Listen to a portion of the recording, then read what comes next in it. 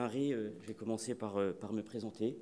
Euh, donc Julien Duguet, moi je suis associé au sein d'un cabinet de conseil, TNP Consultant.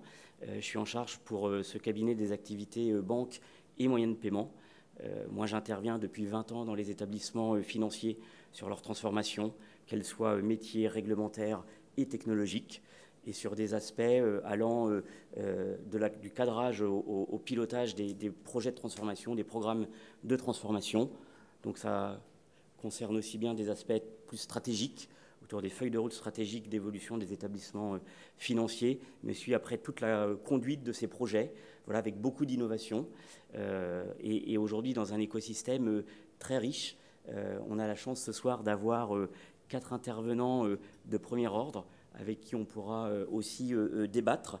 Je me permets rapidement de vous introduire, et puis on échangera un petit peu plus en détail ensemble. Donc nous avons le plaisir ce soir d'accueillir et de débattre donc, avec Jérôme Raguenès de la FBF dans vos locaux, et merci de nous accueillir dans vos locaux. Directeur du numérique, des paiements et de la résilience opérationnelle. Martina Wemart, CEO EPI. Pour ceux qui ne savent pas, s'il y en a encore dans la salle, elle présentera notamment voilà, le positionnement d'EPI et l'offre de valeur d'EPI dans cet écosystème en pleine mutation. Et puis 2 acteurs bancaires, un acteur d'une banque institutionnelle, universelle, la Banque Postale, Régis Folbaum, directeur des paiements, et un nouvel acteur, même si voilà, vous êtes déjà depuis quelques années sur ce chemin des paiements, nouvel acteur au sens apporteur de beaucoup d'innovation, voilà, avec un positionnement que Frédéric nous expliquera, directeur général de l'AIF, et qui nous permettra aussi de pouvoir apprécier dans ce paysage des paiements qui évoluent, quelle place peuvent avoir ces nouveaux acteurs, fintech, etc. Néobanques, on parlait un petit peu de ces mots-là avant de lancer la séance, par rapport à des acteurs voilà, plus institutionnels qui ont largement progressé sur ce chemin-là également. Pour démarrer, je vous propose de prendre un petit peu on va dire, de hauteur, 10-15 minutes, sur les grandes évolutions et les grandes tendances dans le domaine des paiements, en vous faisant un petit panorama sur les 10-20 dernières années de l'évolution des paiements. Dans l'analyse que je vous présente, donc c'est issu de données fournies par la Banque de France, donc périmètre France, voilà, qui est plutôt le prisme qui va nous intéresser aujourd'hui avec les personnes réunies autour de cette table, même si on voit bien que de plus en plus, on va avoir des enjeux européens sur ce domaine des paiements. Sur les 20 dernières années, une situation en termes de moyens de paiement qui a suivi une grande évolution majeure, qui a rythmé un peu l'histoire des paiements de 2000 à quasiment la période du Covid.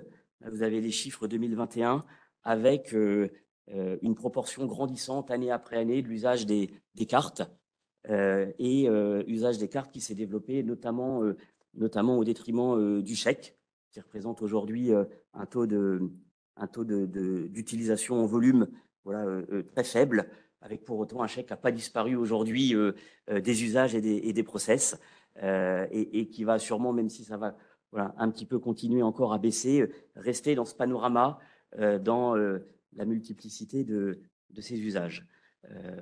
Virement, prélèvement, finalement aujourd'hui en proportion sur les 20 dernières années, peu d'évolution significative en termes de volume d'utilisation.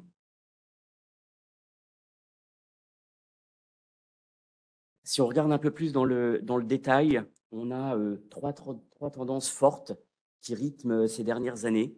La première, c'est l'essor, vous le voyez en particulier depuis 3 ans, du paiement sans contact effectué par les consommateurs, avec aujourd'hui plus d'un paiement sur 2 qui est effectué sans contact, 57%, avec en valeur voilà, un panier moyen qui reste mesuré aujourd'hui compte tenu d'un certain nombre de plafonds de réglementation voilà, qui limitent un certain nombre d'usages, mais avec voilà, une grande démocratisation du paiement sans contact, que ça soit par carte ou intégré dans des wallets. La deuxième grande tendance, et là on est vraiment sur ces dernières années, c'est l'explosion de l'usage des virements instantanés. On va y revenir notamment voilà, avec un acteur comme EPI et avec on va dire comme date un peu charnière dans cette explosion, le Covid, bien évidemment, où les gens voilà, ont trouvé d'autres canaux pour réaliser leur transfert d'argent. Et avec, voilà, on n'a pas les derniers chiffres 2022, mais on voit bien que c'est un usage voilà, qui se démocratise et qui va prendre une place très significative dans les usages des consommateurs. Dernier point, je l'évoquais un petit peu là sur la partie paiement sans contact, c'est l'usage des wallets qui s'est aujourd'hui largement démocratisé, voilà, avec plusieurs acteurs, notamment des acteurs de devices mobiles voilà, qui proposent ces services-là et que les établissements financiers intègrent dans leur catalogue de services. On a une vraie difficulté aujourd'hui à avoir une vision assemblée de l'ensemble ou de la consolidation des usages avec cette diversité d'acteurs. Néanmoins, aujourd'hui, on voit qu'il y a une large confiance dans l'utilisation de ces nouveaux modes de paiement, large confiance et large utilisation.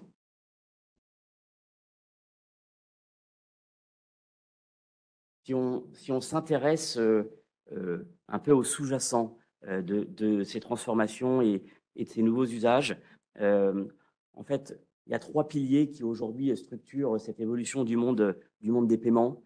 Bien évidemment, on est dans le domaine bancaire, des services financiers, et en particulier sur le domaine des paiements, on a une réglementation qui aujourd'hui pose un cadre.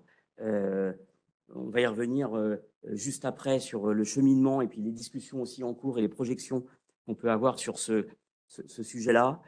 Ce qui a remarqué, c'est que notamment avec la mise en place de la DSP2, il y a eu vraiment un boom des acteurs qui se sont positionnés sur les paiements, avec aujourd'hui plus de 50% de nouveaux établissements de paiement ou établissements de monnaie électronique. Voilà, donc avec un écosystème qui s'est très largement diversifié. Et puis, une réglementation aussi qui est là pour préserver, sécuriser. Voilà, dans la DSP2, il y avait des sujets autour de l'authentification forte et avec, voilà, forcément, parce que la fraude, c'est un enjeu premier sur les paiements, une réglementation qui va aussi accompagner la sécurisation de ces transactions. Ça, c'est le premier pilier. Le deuxième pilier, c'est l'évolution des usages. Je vous l'exposais en préambule avec les grandes lignes directrices. Voilà, on voit sur ces 3 dernières années, hein, on est sur un pas de temps assez court. Montant des dépenses entre 2019 et 2021 par paiement mobile, plus 1128% en 3 ans.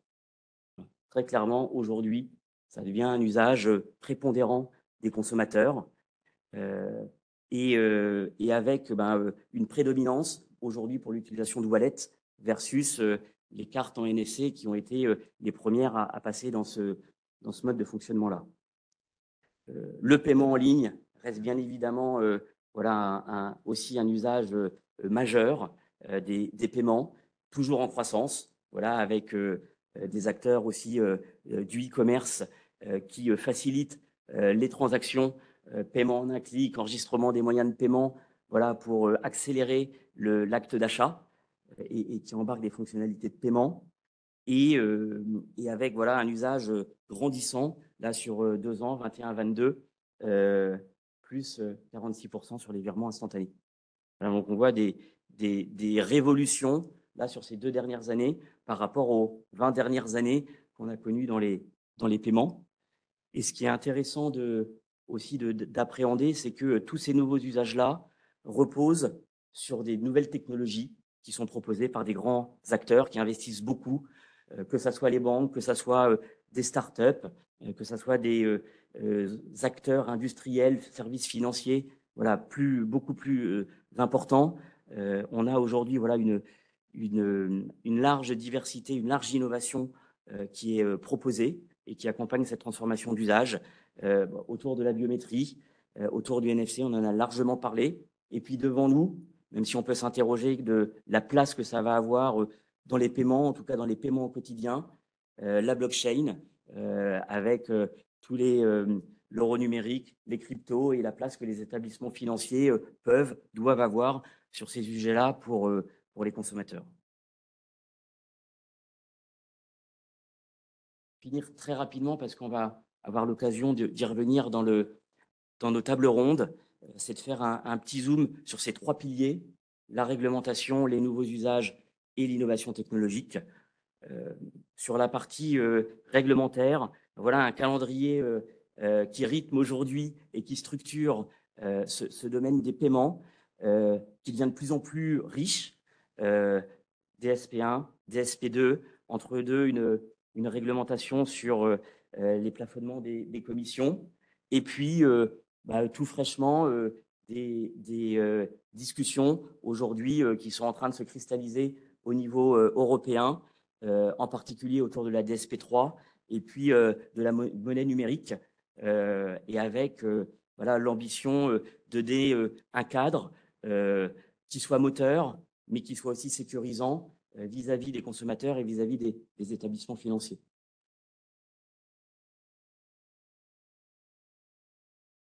Le deuxième point, deuxième axe, c'est sur l'évolution des usages avec 3 grandes tendances de fond. La première, c'est la simplification et la rapidité des paiements, notamment aujourd'hui, ça a été un peu le prisme premier pris par les nouveaux acteurs fintech, néobanques, de proposer des parcours 100% digital, fluides, où on puisse réaliser des actes d'achat très rapidement et de manière très fluide. Le deuxième grand tax driver aujourd'hui, c'est ce que j'ai appelé la commodité et le choix. C'est-à-dire que de plus en plus, les consommateurs souhaitent avoir le choix de la manière d'effectuer leur paiement. Typiquement, si il y a des utilisateurs, par exemple, de PayPal parmi vous, aujourd'hui, PayPal propose dans son catalogue de connecteurs une multitude de possibilités d'effectuer des paiements, soit en enregistrant sa carte, soit en se connectant directement à son compte. Et ça, c'est voilà, une tendance de fond qui est de proposer cette diversité-là. Voilà, et je pense qu'on va la retrouver avec les acteurs autour de la table ce soir. La troisième tendance, voilà, c'est l'expérience de paiement, que cette expérience-là soit fluide, qu'elle soit en ligne, digitale, mobile, mais aussi chez votre commerçant. Voilà, donc avec une dualité entre le physique et le digital, et que dans chacune des situations, on puisse proposer voilà, un parcours voilà, très simple, très rapide. Et puis une vraie attente. Je me suis permis de le mettre, c'est sur la partie sécurité. Une vraie attente aujourd'hui des consommateurs d'avoir des garanties sur une non-usurpation de moyens de paiement, sur de la fraude. Il y a eu aujourd'hui voilà, une explosion des cas de fraude, et donc une vraie attente des consommateurs d'avoir des réponses et d'être rassurés sur ce volet-là. Pour finir, et puis pour lancer un petit peu les échanges autour de cette table ronde, on a fait un petit benchmark autour sur base des 17 premières banques françaises et d'une analyse sur ces 17 banques, aujourd'hui des services proposés sur 5 grandes thématiques qui aujourd'hui structurent ces nouveaux usages.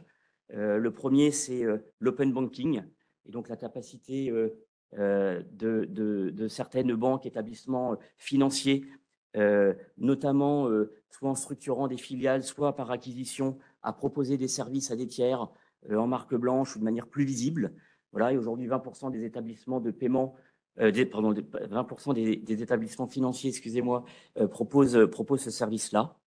Le deuxième axe, c'est sur les facilités de paiement, avec une petite, on va dire, moitié aujourd'hui des acteurs, donc pas tous, loin s'en faut, qui proposent du paiement fractionné, du paiement différé. Voilà. Donc aujourd'hui, ça veut dire qu'il y a différence entre les acteurs, et donc il y a forcément un choix par rapport à leurs attentes, par rapport à leurs priorités au niveau des consommateurs, de s'orienter vers tel ou tel établissement. Voilà. Et si on poursuit ce raisonnement sur les deux autres axes, les wallets. Alors là, on n'a pas mis le wallet Apple qui est quasiment chez tous les établissements financiers. On voit que c'est pas vrai pour les trois autres.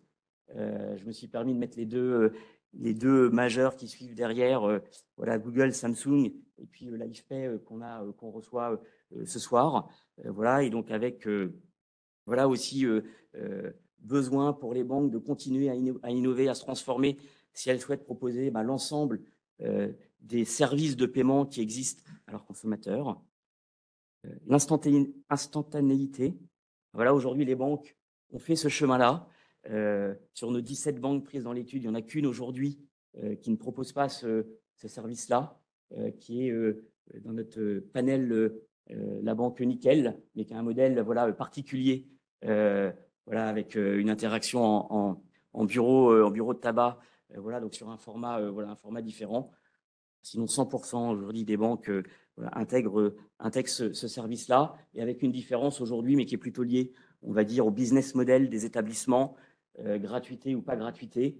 Les réglementations en cours vont amener à poser certains jalons ou certains points de repère sur la tarification des virements instantanés, avec notamment comme règle aujourd'hui, voilà, en débat, que ces virements instantanés ne coûtent pas plus cher qu'un virement CEPA nominal, donc avec une tendance voilà, qui va sûrement nous amener à avoir la gratuité pour tous les virements instantanés particuliers, et puis un sujet pour les banques, une tarification au niveau corporate. Et puis enfin, cinquième axe, non des moindres, c'est l'arrivée d'EPI. On a le plaisir de recevoir Martina ce soir, qui voilà, propose une solution à l'échelle de l'Europe, mobilisant aujourd'hui 14 banques, plus de 2 établissements, et avec voilà, l'ambition de proposer une solution cross-border pour faciliter les paiements, et en démarrant par la partie virement. Voilà, j'en ai fini pour mon introduction. J'espère que je n'ai pas été trop pompeux avec mes différents chiffres. Je me permets de revenir à une diapositive, pardon, peut-être un peu plus sobre. Et je vous propose d'accueillir chacun de nos intervenants.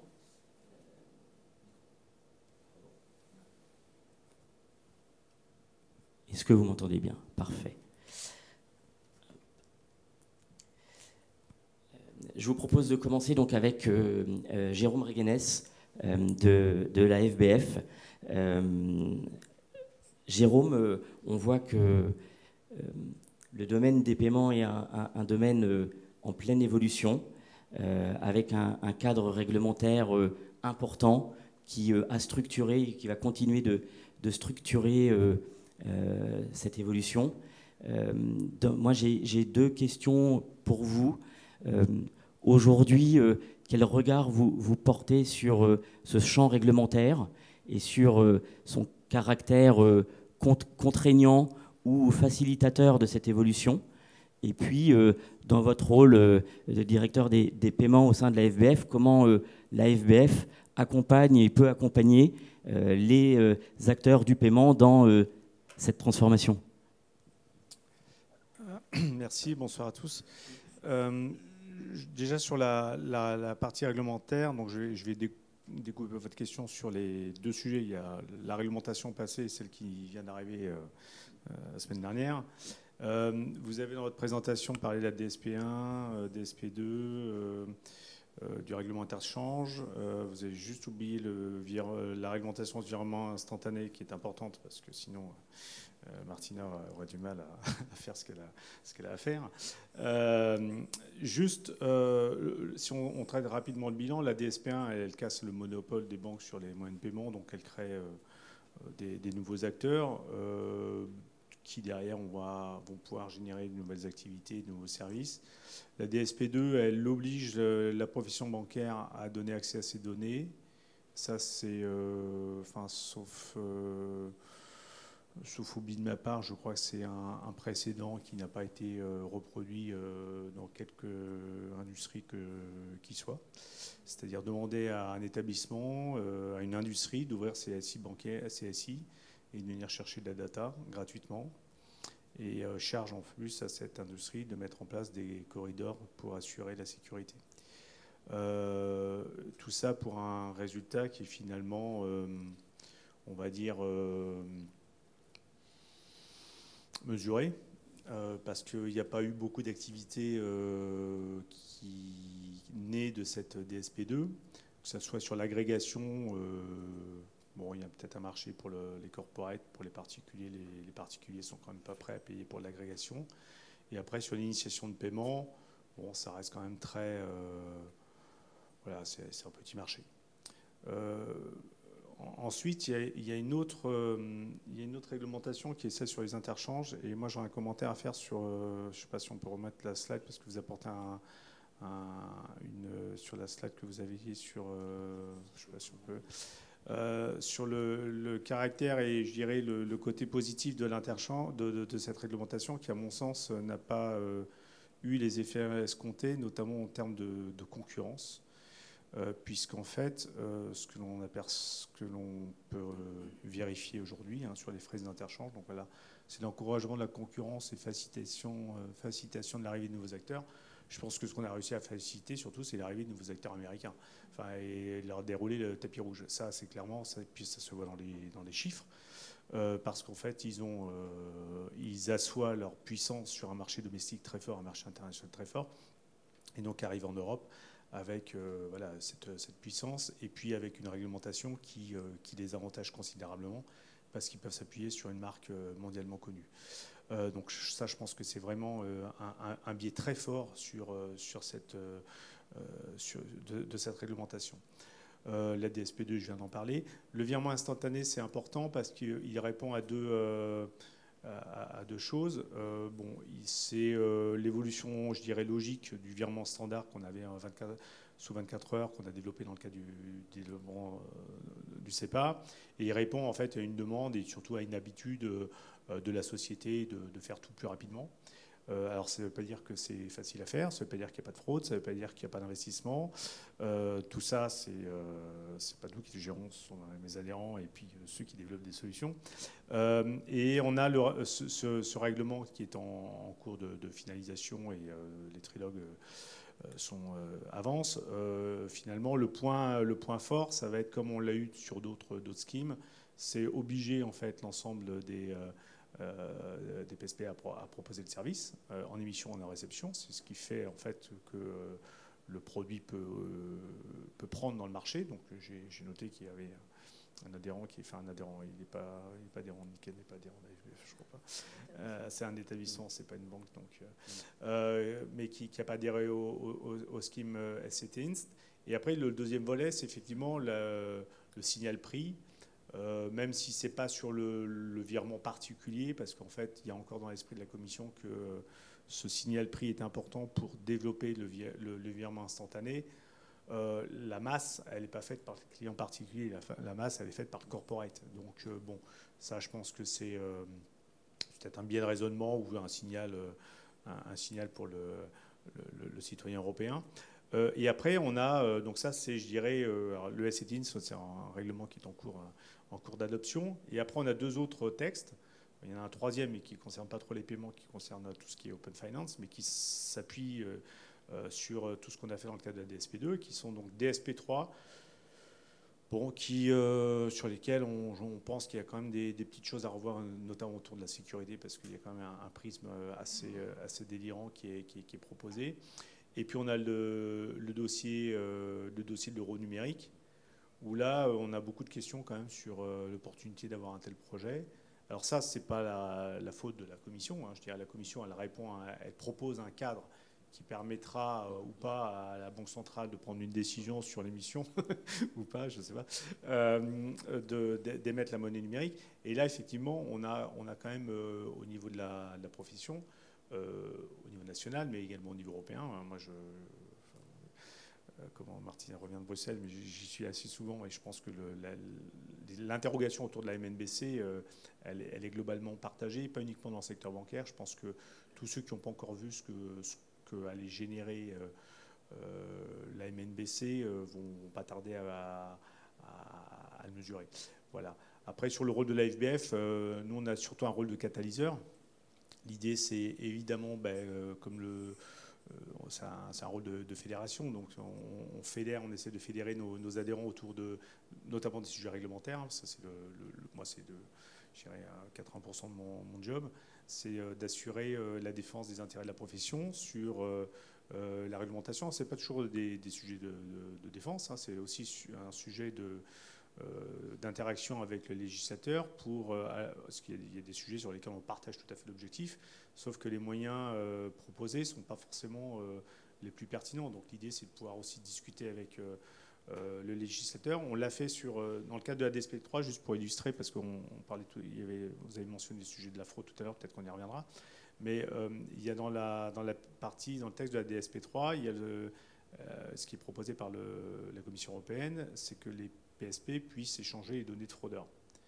Ça, c'est un sujet qu'on porte au niveau de la fédération, sur laquelle on est engagé. Donc on a un pilote qui va démarrer là, au niveau national et qu'on a proposé à la Commission européenne. Parce qu'en fait, aujourd'hui, une banque qui détecte un IBAN de fraudeur, elle se prend la fraude, c'est comme ça qu'elle a détecté généralement, mais elle ne peut pas communiquer cet IBAN pour éviter qu'il y ait un phénomène de contagion. Donc c'est juste délirant. Et donc du coup, et ça, on a un pilote qui va montrer ça. On arrive à montrer que finalement, le partage de cette information évite cette contagion et c'est tout de suite de la protection pour nos clients, particulièrement entreprises. Ça renforce la sécurité et donc la confiance que les clients ont vers les banques. Et puis on a la naïveté de penser que plus c'est compliqué de frauder en France, et plus le fraudeur, lui aussi fait son calcul de ROI. Et puis il se dit, si c'est dur en France, je vais aller voir ailleurs. Voilà. Donc après, on a beaucoup on pourra parler un peu de la MNBC. On a une vision assez claire de pourquoi il faut pas faire une MNBC, en tout cas peut-être pas comme c'est proposé. Et le sujet de la fédération, c'est vraiment d'être agitateur d'idées sur certains sujets. Et puis on a été l'un d'entre eux, d'essayer de réfléchir collectivement. Après, chacune des banques a sa propre stratégie. Ces sujets-là, ils ne sont pas discutés au niveau de la fédération. C'est vraiment des sujets collectifs, communs, sur lesquels on peut être force de proposition. Et notamment sur la fraude, on en a pas mal. Bien, merci Jérôme. Je vous propose de poursuivre avec Frédéric. Frédéric, peut-être commencer par présenter Life ou LifePay à l'ensemble de l'audience et puis d'expliquer un peu votre histoire et le positionnement que vous souhaitez avoir et qu'est-ce qui fait, selon vous et pour vos utilisateurs de LifePay, une offre innovante, à valeur, puisqu'on est sur un thème ce soir de la performance et de la valeur. Bonsoir à tous, merci Julien. Effectivement, alors d'abord je vais rappeler que Life est né en mai 2017, donc dans l'univers qui nous anime, on fait un peu office de dinosaure. Donc il y a certains éléments de genèse que je vais rappeler qui peuvent peut-être paraître évidents aujourd'hui, mais qui sont, je pense, importants pour arriver à comprendre dans quelle démarche on s'est inscrit depuis le départ. Il s'avère qu'on a une ADN bancaire, puisqu'on a des actionnaires de référence qui sont des banques de référence en France, et que donc effectivement l'idée était quand même de partir du paiement, mais pas de partir du paiement avec une vision un peu back-office des choses, plutôt avec je dirais le poids du corps porté sur l'expérience utilisateur, alors qu'on soit côté client consommateur ou côté client commerçant. Pourquoi? Parce qu'en fait, on a fait un constat, c'est que il y avait dans le monde de proximité, qui représente encore aujourd'hui de l'ordre de 80% du business, même si il y a un gros développement e-commerce, il y a eu une dichotomie qui s'est créée. C'est-à-dire que d'un côté, l'e-commerce a travaillé sur l'optimisation du parcours client avec du one-click partout et puis on achetait sans s'en rendre compte. C'était absolument génial, ça l'est encore d'ailleurs. Et à côté de ça, on regardait avec un petit peu de surprise un immobilisme dans le monde de proximité qui proposait un parcours client en magasin qui finalement avait quasiment pas évolué depuis 20 ans. Alors je ne vais même pas le caricaturer, mais j'arrive à la caisse, je vais sortir ma carte de fidélité, ensuite je vais payer, alors éventuellement avec 2 moyens de paiement, hein, puisque je vais avoir ma carte restaurant, puis je vais avoir ma carte bancaire, alors que je vais faire mon code PIN, puis je vais récupérer mon ticket CB, etc. etc. Je vais passer à la fin parce que ça peut être long. Et c'est vrai qu'il y avait un boulevard pour quelque part tirer parti d'une part de l'omniprésence du smartphone dans le quotidien de chacun d'entre nous, de la puissance du digital aussi, hein, et quelque part des évolutions alors, réglementaires, ça c'est plus la tambouille interne, mais comportementale, pour apporter des solutions qui permettaient de fluidifier les parcours clients en magasin. Alors, et en l'occurrence, notre mission, et c'est toujours notre objectif, c'est de traiter 2 irritants. Le premier, c'est l'attente au moment de payer, qui remonte d'ailleurs comme principal irritant dans toutes les études consommateurs. Et le deuxième irritant, que je vais simplifier, c'est trop de cartes, trop de tickets. Voilà. Alors, évidemment, une fois que j'ai dit ça, on comprend vite que l'axe pour mettre en place ces solutions, alors qu'aujourd'hui, on peut peut-être qualifier d'innovantes, mais c'est la dématérialisation. Hein, puisque c'est en dématérialisant que je vais d'une part supprimer le trop de cartes, trop de tickets, et d'autre part pouvoir accélérer et simplifier le passage en caisse.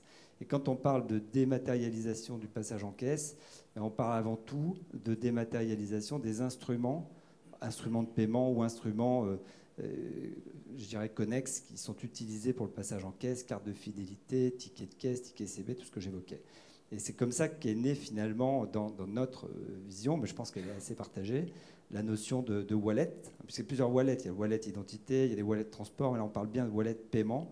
La première fonction d'un wallet de paiement est de pouvoir regrouper, rassembler, dématérialiser tout ce qu'on a aujourd'hui dans notre portefeuille. Donc en l'occurrence, évidemment, les moyens de paiement, carte bancaire, je parle d'aujourd'hui puisque les choses évoluent, n'est-ce pas ? Mais aujourd'hui, on parle essentiellement de carte bancaire, de carte restaurant, de carte cadeau. On peut saisir son IBAN pour tel ou tel usage. Des cartes de fidélité, bien sûr. Et puis tout ce qui est relatif au ticket de caisse, étant entendu d'ailleurs qu'il y a une autre tendance en la matière qui consiste à dématérialiser les tickets de caisse, qui fait face à d'autres difficultés. On voit que la date, comme sur les sujets de ce type, glisse de temps à autre. Donc une fois que le wallet est expliqué, donc en tant qu'utilisateur, je vais télécharger ou activer mon wallet, je vais y loger tous les instruments de paiement et les instruments que j'utilise dans mon quotidien de consommation.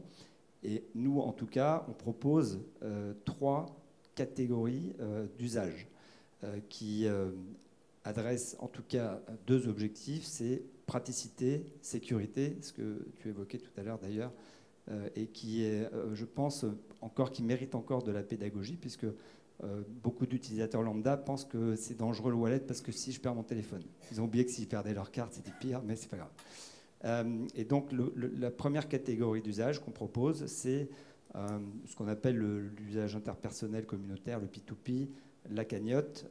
Pourquoi ? Parce que d'abord, ça s'est démocratisé. Et ça s'est démocratisé au demeurant, pas via les banques, mais via des acteurs comme PayPal, comme Lydia. Et aujourd'hui, de moins en moins, voire quasiment plus personne va retirer du cash pour rembourser un voisin ou pour contribuer à une cagnotte. Donc l'intérêt évidemment de cet usage, c'est que ça permet de remplir une promesse, praticité, sécurité pour ces usages interpersonnels. Ça a été ensuite embrassé par Paylib et maintenant embrassé par EPI. Donc je pense que ça, c'est quelque chose qui va devenir absolument mainstream au niveau européen. Et c'est parfait parce que c'était quand même assez pénible d'aller au guichet pour retirer un billet. Cet usage, alors nous, on va voir comment on évolue avec l'écosystème, hein, puisque nous, encore une fois, on l'a mis en mai 2017. 6 ans plus tard, c'est totalement démocratisé. Ce qui est certain, c'est que c'est un bon comment dire, argument d'acquisition client, puisque les gens comprennent à quoi ça sert et s'en servent. Et c'est deuxièmement un bon usage de rétention client, parce que quand je le fais une fois, je sais que je vais devoir le refaire. Donc je reste attentif à ce que je vais pouvoir faire avec mon wallet dans ce contexte-là. La deuxième catégorie d'usage, c'est simplement de remplacer le passage en caisse historique, traditionnel, à certains égards peut-être un peu anachronique, quand on voit la tonne de papier qu'on peut récupérer en sortant d'un magasin, par un geste unique. Donc un wallet, le wallet LifePay probablement, ou certainement le wallet EPI va utiliser un identifiant qui est un QR code, et théoriquement, en présentant ce QR code, on va pouvoir invoquer toute une série de processus qui vont bien au-delà du paiement.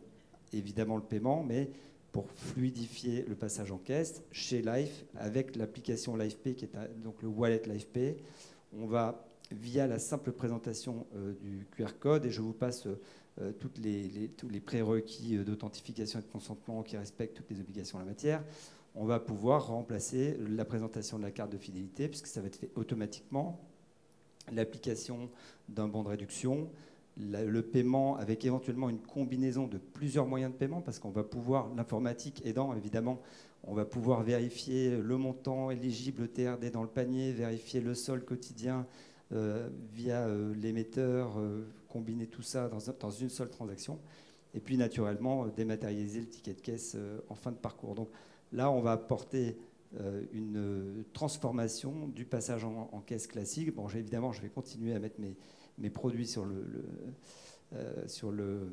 tapis. Je vais continuer à faire mes sacs à la sortie du passage en caisse, mais la partie de débouclage va se transformer via la présentation d'un QR code. Donc là, on a un vrai bénéfice pour le client, puisqu'il peut sortir avec son smartphone et accéder à tout ce qu'il accède avec toutes ses cartes et tous ses tickets. Il faut voir aussi qu'on a un vrai bénéfice pour le commerçant, puisque ça accélère le passage en caisse. Et les grands réseaux avec lesquels on travaille aujourd'hui, Casino par exemple, transforment le temps gagné en ETP et donc en économie.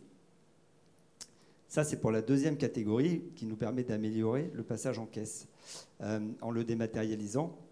Alors, ce qu'il faut projeter, qui reste probablement plus ambitieux en termes d'éducation, de pédagogie, etc., mais qui est beaucoup plus performant en termes d'amélioration, c'est puisqu'on a dématérialisé le passage en caisse, on n'a plus besoin du TPE, par exemple, qui est physiquement, on est obligé de passer devant le TPE. Alors on dit c'est du sans contact, la carte c'est bien, mais on est quand même obligé d'être devant le TPE, on ne peut pas le faire à distance. Hein. Eh bien, on va pouvoir proposer des parcours, alors nous on appelle dans notre jargon SPEC, sans passage en caisse. Alors sans passage en caisse, par exemple, le Scan & Go. Et je vais utiliser mon application pour, dans un magasin, constituer mon panier en scannant le code barre, et puis ensuite payer en un clic dans mon appli, puisque évidemment j'ai déjà mes cartes de fidélité, mes moyens de paiement, etc. Et je vais pouvoir sortir du magasin sans passer en caisse. Alors il y a des initiatives en la matière, je suis d'accord que ça reste à développer, ça reste assez confidentiel, mais en tout cas, je ne peux que vous inciter à l'essayer, parce que l'essayer, c'est l'adopter. Hein. Je l'ai fait sur une station-service Total en rentrant du ski avec mes enfants, ils sont restés assez estomaqués, puisqu'il y avait une queue de dingue, évidemment, pour acheter 2 sandwichs à 8 € pièce. C'est surprenant, hein, Régis, mais c'est pourtant vrai. Voilà, le Scan & Go est un exemple. Je vais vous donner un deuxième exemple. C'est ce qu'on appelle, nous, le free flow. Donc, c'est dans mon wallet, je vais également provisionner ma plaque minéralogique. Et donc, en ayant accédé à opt-in, etc., je vais pouvoir utiliser des usages véhicules individuels, du parking par exemple, ou du péage, sur la simple identification de ma plaque minéralogique à l'entrée et à la sortie du parking par exemple, avec une mise en paiement sur le moyen de paiement que j'aurais défini par défaut pour cet usage-là dans mon wallet. Donc là, on a déployé les 15 parkings Parcus de Strasbourg, et franchement, on est assez bluffé de voir le développement de cet usage. Qui, par ailleurs, pour la petite anecdote, c'est intéressant, a été retenu et on a été contacté par des acteurs de la distribution, du fast-food, parce qu'il y a le drive, vous savez, donc vous avez d'abord l'écran où vous commandez ce que vous voulez acheter, et puis ensuite, quand vous récupérez, vous faites votre paiement sur un TPE dans le mode classique. Et c'est vrai que si on pouvait payer avec la plaque, on pourrait simplifier le passage à la guérite pour récupérer son plat. Donc il y a plein d'usages qui ensuite vont être imaginés aussi par les métiers, par les utilisateurs finaux. Le dernier exemple, et je pense que celui-là il s'est répandu plus rapidement, c'est le paiement à table, où je vais pouvoir dans un restaurant accéder à mon addition, la payer avec ma carte restaurant, la partager avec les autres convives, sans attendre ni le serveur, ni le TPE, ni quoi que ce soit. Et donc là aussi, on va pouvoir proposer un parcours alternatif qui s'appuie sur le smartphone et sur le wallet. Donc là, il y a une profondeur de jeu qui est quand même assez large en termes de proposition de valeur, puisqu'on peut appliquer ça à chacune des verticales de marché. Et puis ensuite, il y a un complément qui est que finalement, ces usages, d'abord sur le plan de la modalité d'usage, vont générer une densité de données qu'on n'a pas. On n'a pas avec des cartes en plastique ou avec des tickets. Par ailleurs, le wallet est un canal également, c'est un contenant dans lequel on va mettre des choses, mais c'est également un canal de communication qui va pouvoir être utilisé par les acteurs de l'écosystème pour communiquer. Alors on le voit aujourd'hui, je prends les Apple Wallet par exemple, avec des acteurs comme Captain Wallet qui ont développé toute une offre qui permet aux enseignes d'aller communiquer directement dans le wallet. Pourquoi ? Parce que les enseignes, elles cherchent à communiquer au plus près de l'acte d'achat. Et le wallet est quelque part très proche de l'acte d'achat, puisque c'est là que sont mes cartes de fidélité, c'est là que je vais quand je paye, etc., etc. Et donc, il y a un deuxième volet de développement qui consiste à créer de la valeur, non pas d'usage, mais de la valeur de data, pour permettre aux enseignes, aux acteurs de l'écosystème de relayer des plans d'action commerciaux, des plans d'acquisition sur des programmes de fidélité, des plans de distribution de cartes cadeaux et j'en passe, de manière extrêmement ciblée, parce qu'au demeurant, un wallet est exposé aussi à des obligations réglementaires. Donc on a les KYC, je me permets le jargon dans cette assemblée, et donc on a beaucoup d'informations également, d'abord personnelles, mais surtout comportementales, puisque le fait d'avoir les cartes de fidélité permet de créer des silos pour les uns les autres, et donc avoir des démarches très ciblées, ce que recherchent aujourd'hui les enseignes, donc ça crée de la valeur à leur égard. Voilà, j'ai essayé de vous dépeindre un petit peu le champ d'action dans lequel on s'inscrit et qui aujourd'hui est rejoint par d'autres acteurs. Et donc c'est vrai que nous, on est ravis de voir qu'il y a une maturité en la matière qui fait que ça apporte de l'eau à notre moulin. Parce que je rappelle qu'on est là depuis mai 2017 et on est ravis d'être rejoints. Merci Frédéric. On voit par le témoignage de Frédéric et puis dans l'étude que, en effet, ça va vite, ça bouge, ça se transforme, beaucoup d'innovation. Régis, quand on est directeur paiement d'une banque comme la Banque Postale, qui a, on va dire, une histoire aussi plutôt avec, en premier lieu, une force, un ancrage très fort en proximité dans son réseau, comment, quand on est directeur des paiements au sein de la Banque Postale, on organise la banque dans cette mutation avec un vrai enjeu de se transformer vite et parce que sinon on voit qu'il y a plein d'acteurs aujourd'hui qui se positionnent et qui pourraient, essayent de prendre des parts de marché, de cannibaliser certains services de la banque. Alors, avant de répondre à votre question, moi, je vais faire un peu d'interprétation du thème de la table ronde. Comme tu l'as rappelé, on a le luxe, en tout cas la charge et la mission d'être une banque institutionnelle et universelle. Donc on ne veut pas choisir sur quel terrain de jeu on va jouer. On est obligé de servir tous nos clients, du plus riche au moins riche, du plus sophistiqué au moins sophistiqué.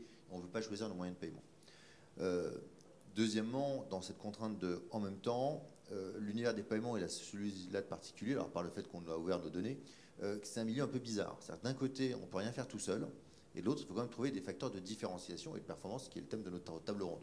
On ne peut rien faire tout seul parce que si j'invente un moyen de paiement et que je suis le seul à l'utiliser, ça appelle ça en close loop, donc c'est bon pour les tribus et certaines applications, mais ça ne correspond pas aux aspirations d'une banque universelle comme la nôtre. Et puis, néanmoins, il faut quand même que le paiement, qui est en fin de compte la première trace de la banque au quotidien, est quelque chose d'un peu différenciant par rapport à ce que font les autres. Donc ça, c'est le premier sujet. Quand on parle de performance, on a peut-être 3 idées qui nous viennent à l'esprit. La première, c'est de parler de performance financière. Combien rapportent les paiements? C'est quoi le PNB généré sur les paiements? C'est quoi les charges? C'est quoi le COEX? Bon, c'est d'assez important, il faut qu'on le garde à l'esprit. Je parlais de banque au quotidien tout à l'heure, donc c'est également le lien de proximité. C'est le lien de proximité qu'on a avec la clientèle, avec nos clients, c'est le quotidien. Il faut que ça marche 24 heures sur 24, 7 jours sur 7, 365 jours par an. Et c'est l'expérience récurrente qu'a le client. Donc il y a cette performance-là, c'est ma performance émotionnelle et relationnelle que je dois inscrire. Troisième point, c'est un peu à la mode, mais on va forcément en parler, encore plus quand on s'appelle la Banque Postale, c'est ce que je vais appeler la performance extra-financière. Dans quelle mesure est-ce que les paiements m'aident à guider, comprendre mes comportements? On va parler de transition juste, d'empreinte carbone. Alors, je ne vais peut-être pas aller dérouler ça jusqu'au bout. Et puis, il y a aussi une dimension de souveraineté, mais je suis sûr que Martina en parlera un peu mieux que moi encore. Donc, c'est avec ces trois éléments en tête, encore une fois, performance financière, performance relationnelle, émotionnelle, avec le client et extra-financière, qu'on regarde, en fin de compte, comment on aborde le monde des paiements quand on appartient à la Banque Postale et qu'on doit créer en fin de compte quelque chose qui est à la fois utile pour la banque, utile pour les clients, puis on a quand même une autre partie prenante qui sont nos collaborateurs. Alors l'enjeu, si je reprends l'axe financier, c'est évidemment un enjeu d'économie d'échelle. Voilà, on est sur un métier de volume, je reparlerai après des choses qui me préoccupent par rapport à ça et à la dispersion de nos usines. On va parler de degrés de liberté, les nôtres et ceux des clients. Et puis, on va parler, encore une fois, d'efficacité dans tous les processus, encore une fois, avec cette triple valeur banque, valeur client et valeur collaborateur. Moi, quand je suis arrivé, il y a... Alors, bon, vous savez que je suis un peu en train de faire mes cartons, donc ça ça incite à réfléchir sur le bilan d'un peu plus de cette année passée à la Banque Postale. Voilà, quand je suis arrivé, on n'avait pas généralisé la carte sans contact, on faisait encore du change manuel dans les bureaux de poste, il y avait des mandats postaux, domestiques, voire internationaux, et puis notre principale plateforme d'échange s'appelait Eurogiro. Bon, ça parlera peut-être pas à grand monde, bon. Mais ensuite, il y a de cause, 7 ans plus tard, on a été la première banque française à introduire le PIN online sur le marché. On est en train de déployer lentement mais sûrement 5000 soft-posts auprès de tous nos facteurs. On a démocratisé de manière très volontariste l'instant payment en le rendant gratuit. Et aujourd'hui, sous ton contrôle, Béatrice, on a quoi, 90% de nos virements unitaires qui sont faits de manière instantanée. Donc voilà. On est Swift GPI. On a évidemment rejoint la grande aventure d'EPI. Et puis, bon, on a aussi pris quelques chemins de traverse. On a fait du Apple Pay, autre chose. Bon. Et puis, en parallèle, parce que j'en vois également dans la salle, on continue à prendre notre taille pour accompagner des fintechs qui sont incubés chez Plateforme 58 et puis qui développent, grâce à nous, de l'innovation avec la force qui sont les leurs. Alors, comment est-ce qu'on fait ça? Je serais tenté de dire... alors, il y a ça... Et en même temps, il y a un grand écart facial à refaire. Parce que, bon, ce que je vous ai décrit du from to, c'est-à-dire du change manuel en agence, des virements papier, des mandats UPU, ce que je vous ai décrit plus tard, il y a quand même 7 ans de transformation, pendant lequel, évidemment, pendant les travaux, la vente continue. Et on doit gérer, on va dire, à la fois l'explosion qu'on veut impulser à l'instant payment, et puis à la fois gérer des moyens de paiement qui sont un peu plus à la traîne, ou qui sont un peu plus challengés, les chèques et les espèces, je les ai aussi sous ma responsabilité. Donc voilà, on doit gérer ces éléments-là. Et puis, pour ajouter, on parlait d'expérience client, les paiements, il n'y a pas que l'avant-paiement, donc à quelle vitesse j'ai ma carte quand je l'ai commandée, il n'y a pas que le paiement, est-ce qu'il fonctionne, il y a aussi qu'est-ce qui se passe si j'ai une contestation monétique. Bon, la réglementation a aussi aidé qu'on traite ça en 24 heures, mais comment est-ce qu'on améliore tous ces process-là dans un monde qui se digitalise de plus en plus. Donc, je serais tenté de dire, avec l'équipe géniale que j'ai, on a dit ce qu'on allait faire, on l'a fait valider, on a été chercher les budgets pour le faire, et puis on l'a fait. Donc, c'est passé par des grands programmes de transformation, entre autres un qu'on a monté au sein de Transactis, qui est notre usine commune avec la Société Générale. C'est passé, et donc dans ces programmes de transformation, on a essayé de faire, en fin de compte, 3 choses. On a joué avec un triptyque. Le premier, on a mis un peu d'ordre sur l'étagère. Donc les produits un peu poussiéreux, bon, on les a qui avaient un usage très faible ou une incidentologie trop forte. Et voilà, on les a sortis. On en a remis d'autres. Hein, voilà, Instant Payment, Apple Pay, très bien. Et puis on a joué encore une fois sur 2 zones composantes. J'ai une étagère que je nettoie. Et puis après, pour le faire, j'ai forcément une implication en termes de système d'information et l'organisation qui va autour. Donc, quand je refonds ma chaîne CEPA, SCT, et que j'en fais ma fondation pour créer l'Instant Payment de demain, je ne vais pas le refaire de la même manière. Donc, il y a forcément du leapfrogging, un grand bond en avant en termes de SI. Puis, avec ce que j'arrive à faire derrière, je vais forcément réorganiser mes équipes. J'ai moins de traitement batch, j'ai moins d'omnibus. Voilà, je vais passer en temps réel. Et donc ça, pour vous donner un chiffre, et je précise juste avant de vous le donner, qu'il a été fait évidemment en plein respect des valeurs sociales, qui sont celles du groupe La Poste, et de nos valeurs. Donc il n'y a eu aucun plan. Je pense que quand je suis arrivé, il y avait environ 900 personnes qui étaient dédiées au paiement. Aujourd'hui, on est à 600. Donc en 7 ans, on a fait moins un tiers, avec des départs à la retraite qui n'ont pas été remplacés, qui sont la conséquence à la fois des transformations SI qu'on a induit, puis des changements d'organisation qu'on a fait derrière, et puis d'un changement de mix de marché d'une autre part. Et puis, j'allais dire, si je suis un peu taquin, on a fait en sorte que nos clients remplacent nos employés, c'est la self-carisation, mais dans un gain, on va dire, triple. Encore une fois, valeur banque, valeur client, valeur collaborateur.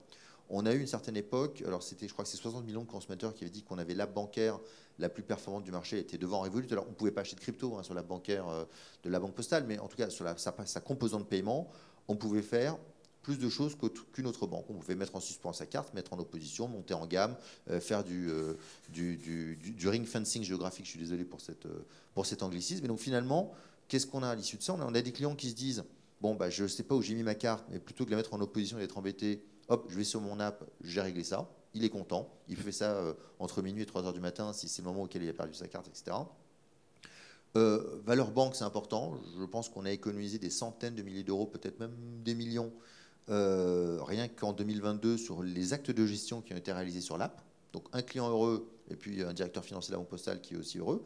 Et puis pour les collaborateurs, ceux qui décrochent dans les centres d'appel, ils n'ont plus à traiter qu'est-ce que je fais avec ma carte. Ils vont pouvoir engager et vraiment jouer leur rôle de conseil auprès de nos clients.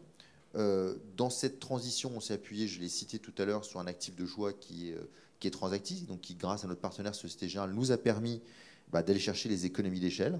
Je vais juste vous donner un autre chiffre. Je pense que depuis, encore, c'est pas lié à moi, mais depuis mon arrivée, on a regardé, on a une croissance de l'acquisition de 15 à 20% par an. Alors, sauf l'année du Covid, vous savez qu'on est l'acquéreur de la SNCF, donc ça avait un peu accusé le coup cette année-là, mais d'une certaine manière, voilà, 15 à 20% par an depuis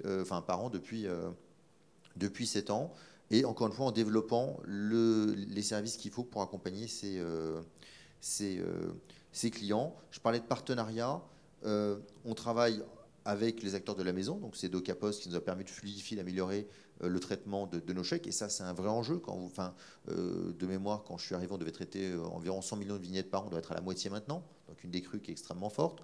On a revu de manière assez volontariste, mais tout en respectant l'ADN de la Banque Postale, le nombre de DAB qui sont déployés en France. Donc on n'est pas dans Pola ou Cash Service, mais voilà, on a fait notre optimisation, on continuera à la faire tout seul, encore une fois, tout en garantissant la territorialité et l'empreinte territoriale que doit avoir la Poste et la Banque Postale. Et puis on construit avec un univers de partenaires, carte bancaire, la STET bien entendu. Et puis on parlait de relations un peu de frenemy. Voilà, on doit travailler avec les schemes internationaux, on doit travailler avec des partenaires en correspondant banking qui nous amènent l'innovation qu'on ne pourrait pas donner. Donc nous, on a 2 pivots qui sont Deutsche Bank et Citi.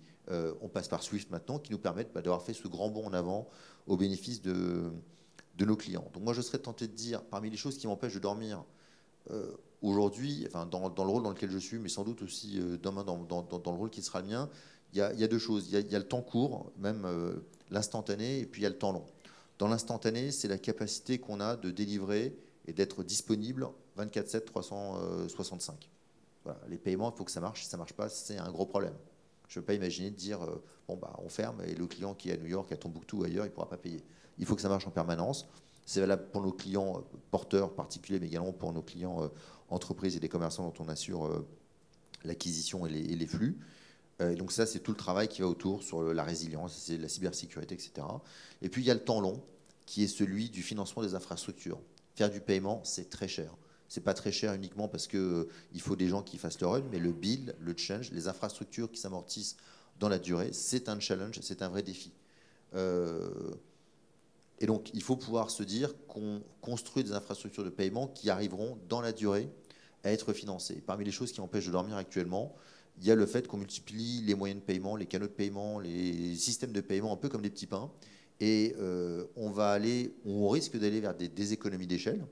Alors, il y en a certains qu'on assume parce qu'on se hedge par rapport à l'avenir. C'est des choix de souveraineté. Donc, Martina parlera de pays, encore une fois, bien mieux que moi. Il y en a d'autres, et bon, Jérôme en a un peu parlé. Voilà, l'euro digital, on ne comprend pas l'usage, le besoin, et j'ai une crainte, en tout cas assez prononcée, que le remède que prétend être l'euro digital soit en fin de compte pire que le mal ou les maux qu'il essaye de guérir. Voilà peut-être ce que je peux vous dire en introduction sur le parcours qui a été réalisé par la Banque Postale et ses équipes. Merci, merci Régis. Pour finir ce premier tour d'horizon, donc Martina, je vais juste passer. Donc Martina Wemmert, directrice générale EPI. Tout le monde a mentionné votre nom dans chacune de nos interventions. Est-ce que vous pouvez peut-être rappeler ou présenter pour les éventuels participants sur place ou à distance l'ambition d'EPI dans cet écosystème, et puis peut-être aussi, parce que ça a été une longue aventure ou une belle aventure aujourd'hui qui va se concrétiser, le calendrier aussi d'EPI aujourd'hui et puis demain. Oui, donc bonsoir. Donc oui, premièrement, je suis très contente de constater que je ne compte pas parmi les causes qui empêchent Régis de dormir. Peut-être ça devrait, mais bon, on réglera ça entre nous. Non, parce qu'on est aujourd'hui dans l'implémentation, donc c'est une phase chaude pour tout le monde. Et ce n'est pas particulier pour la Banque Postale, c'est pour toutes les banques, et notamment pour EPI. Voilà. Non, pour EPI, je pense que la plupart d'entre vous le savent bien, c'est l'idée de créer une solution unique, c'est-à-dire la même pour tous les établissements, donc cohérente et consistante vraiment dans la même proposition de valeur, avec le même timing pour les marchés et établissements participants. Aujourd'hui, c'est 4 marchés, c'est France, Belgique, Allemagne, pour commencer, suivi par les Pays-Bas. Pourquoi suivi ? Parce qu'on doit d'abord montrer à la Banque centrale des Pays-Bas que EPI est lancé dans un des marchés et que ça fonctionne avant qu'eux, ils basculent leur infrastructure existante qu'on a rachetée, donc IDEAL, puisque aujourd'hui, c'est l'infrastructure critique du marché néerlandais. C'est un petit peu comme si quelqu'un achetait ECB. Je pense que la Banque de France dirait aussi à ce quelqu'un, d'abord tu montres ce que tu sais faire avant que je te donne tout là. Donc c'est néanmoins une coopération qui a bien commencé. Tout ça dans l'idée de donc lancer une solution basée sur Instant Payment avec un wallet basé sur du QR code qui va commencer par du P2P suivi par du P2Pro. J'insiste là-dessus parce qu'on est convaincu qu'il y a encore un énorme potentiel. C'est les gens qui se lancent dans une activité commerciale, quelle qu'elle soit, naissante, ou qui n'ont peut-être pas envie de prendre un terminal carte et qui tout simplement voudraient accepter des paiements par leur téléphone sans passer par un soft POS dernière génération. Donc tout simplement en installant l'application, en utilisant leur application de banque mobile, parce qu'on va implémenter le tout de 2 façons, à la fois par une app standalone, donc l'app EPI dans laquelle la banque pourra intégrer ses clients, ses comptes, et dans laquelle on pourra aussi intégrer demain, si ça devait exister, l'euro digital, je vais y revenir, et de l'autre côté, l'intégration de la banque mobile des banques. Donc pourquoi c'est important d'avoir ces 2 canaux ? C'est parce qu'aujourd'hui, les consommateurs n'ont pas tous la même disposition d'utiliser soit l'un, soit l'autre. On a fait beaucoup d'enquêtes là-dessus. Il y a des clients qui sont très chauds pour leur banque propre et l'application banque mobile que propose leur banque. Il y en a d'autres qui sont hostiles et qui voudraient avoir un univers à part, une application à part qui ne mélange pas tout, notamment pas l'accès à tous leurs comptes, etc. Donc on doit respecter ça, c'est pour ça qu'on propose les deux et qu'on laisse les banques choisir. Il y a beaucoup de banques maintenant qui ont choisi de faire les deux, c'est bien, C'est parce que c'est seulement comme ça qu'on va atteindre 100% des clients. Il y en a d'autres qui vont faire que l'un ou l'autre, ou qui vont commencer d'une façon différente, donc en fonction du établissement. Donc ça, c'est très important à comprendre. En tout cas, on va commencer donc au début de l'année prochaine avec le P2P, après une phase de test en fin de l'année, et ensuite le P2 Pro, 3 mois après plutôt, et puis l'e-commerce au plus tôt à la fin de l'année prochaine. Pourquoi c'est plus tard? Eh bien parce qu'il faut avoir les commerçants là à bord. Il faut aussi avoir plus d'acquéreurs. Bon, en France, évidemment, avec les acquéreurs bancaires, on est bien servi. En plus, avec Worldline et Nexi, qui sont parmi nos membres actionnaires aussi. Mais dans d'autres marchés, donc il manque vraiment des acteurs. Donc on est aujourd'hui très heureux de voir qu'on a beaucoup de demandes des autres acquéreurs, y compris internationaux, hein, JP Morgan, Citi, mais aussi les Adyen et autres acquéreurs de marché néerlandais. C'est important pour nous d'avoir cette acceptation large. Et ensuite, évidemment, le travail avec les commerçants, puisqu'ils doivent nous intégrer. Et seulement quand on aura fait l'e-commerce, on va aller dans l'environnement physique, même si c'est une demi-vérité. La demi-vérité, parce que dès qu'on va commencer à faire de l'e-commerce, on va faire aussi ce que nous, on qualifie comme m-commerce, c'est-à-dire de permettre de scanner un QR code, comme ça avait été évoqué tout à l'heure par Frédéric, parce que ça permet de traiter plein de nouvelles situations qu'aujourd'hui un terminal carte ne peut pas atteindre. Donc, scannant un QR code dans la rue et finalisant une transaction dans son application permettra effectivement de ne pas passer en caisse, de faire un achat en pleine rue, alors qu'on scanne un QR code.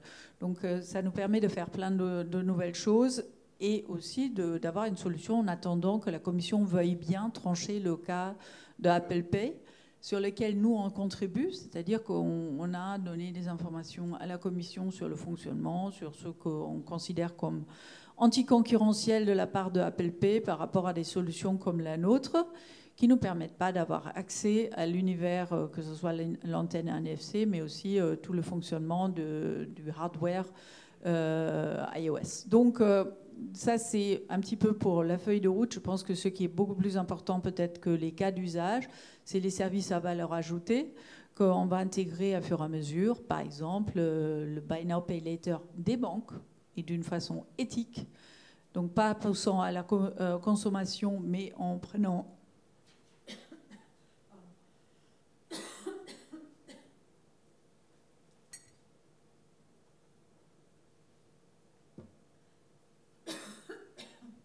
Voilà, je parle trop. En prenant la connaissance des clients qu'ont les banques pour proposer donc un financement instantané dans la mesure du possible. Ça, ce genre de choses, mais aussi demande l'identité digitale. Je pense que ça, c'est très important. Mais comme la discussion aujourd'hui porte aussi sur le cadre réglementaire, je voulais vous donner notre vision du cadre réglementaire. Effectivement, tout le monde parle, et tu l'as rappelé, de la souveraineté, de l'indépendance européenne. Donc, premièrement, je pense que ce qu'on essaye de faire, évidemment, c'est une des manières d'arriver à cette indépendance. C'est l'indépendance par les acteurs du paiement, par une partie en tout cas, qui sont les banques et les acquéreurs. C'est quand même la première fois que banques et acquéreurs tiers, qui ne sont pas des banques, s'entendent et se mettent autour d'une table en tant qu'actionnaires pour travailler dans le même objectif. C'est aussi, à ma connaissance, la seule initiative de l'industrie pour apporter donc ce new normal que la Commission appelle de ses voeux sur l'instant payment. Donc c'est une réalisation industrielle suite à une réglementation dans le cadre d'un mouvement réglementaire. Ça me paraît quand même important parce que ça veut dire que là, il y a le public qui a donné un cadre réglementaire, il y a le secteur privé qui répond. Et par ailleurs, on a un positionnement un peu spécial puisque aujourd'hui, on est considéré comme une concurrence ou en concurrence avec le projet de l'euro digital de la Banque centrale européenne. Ça ne facilite pas les choses, même si je pourrais être cynique et dire s'il n'y avait pas la réglementation, on aurait certainement moins d'attention de la part des banques. Donc les banques savent que si elles ne réagissent pas, eh ben, ça va donner la part belle aux régulateurs pour intervenir encore plus et encore devenir plus dirigiste. Et notamment par rapport à l'euro digital, je pense que c'est vrai. Aujourd'hui, nous avons beaucoup d'indications de la part des régulateurs, des banques centrales notamment, en disant que l'euro digital est là parce qu'on ne sait pas si les banques vont livrer la solution européenne. Et si elles livrent, on n'aura pas besoin de lancer l'euro digital. Oui, j'allais dire, on ne fait pas payer tout seul. Si les banques veuillent bien se connecter, ça sera mieux. Donc c'est, je pense, un cadre très, très particulier, mais aussi un cadre qui, à mon avis, est vrai, puisque si on regarde aujourd'hui froidement, on a à peu près 3 ans et demi, 4 ans d'avance par rapport à la Banque Centrale Européenne, qui aujourd'hui fait exactement la même chose que ce qu'on a fait. C'est-à-dire qu'ils écrivent un rulebook, ils s'inventent des cas d'usage, ils parlent de services à valeur ajoutée, mais il y a quand même des très grosses différences. Et je te coupe parce que pour moi qui suis au Market Advisory Group, ils se reposent les mêmes questions. C'est quoi le séquencement, c'est quoi le form factor, enfin des choses qu'on traite effectivement depuis 4 ans.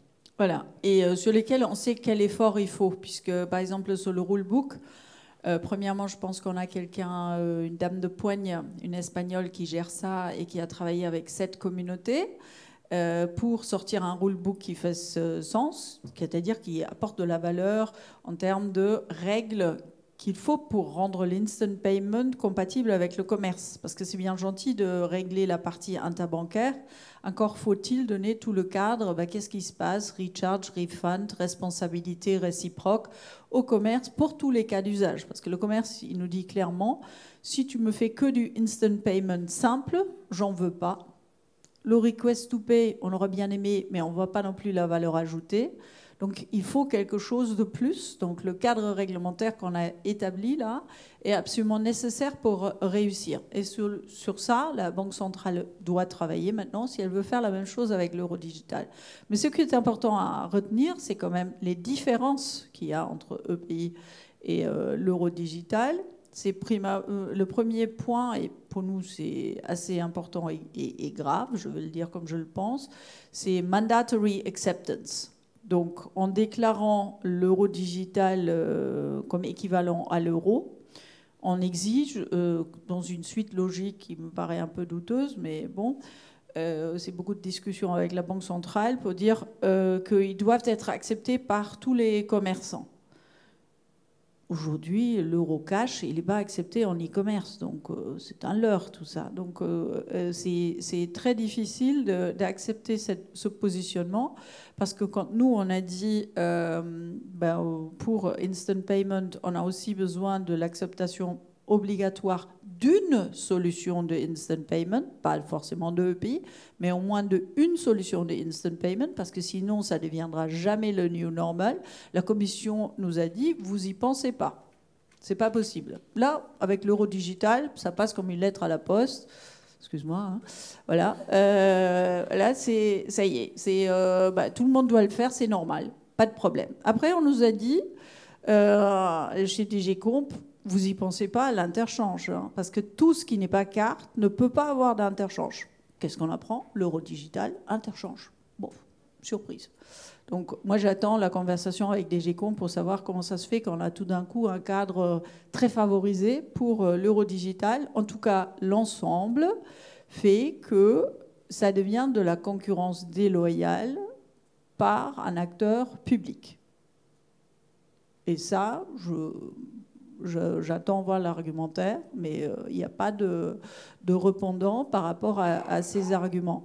Parce que les banques réalisent EPI aussi parce qu'une réponse de l'industrie était hautement souhaitée dans la Retail Payment Strategy de la Commission comme de celle de la BCE. C'est toujours intéressant aussi de remarquer qu'on a 2 Retail Payment Strategies différentes, légèrement différentes des 2 régulateurs en Europe.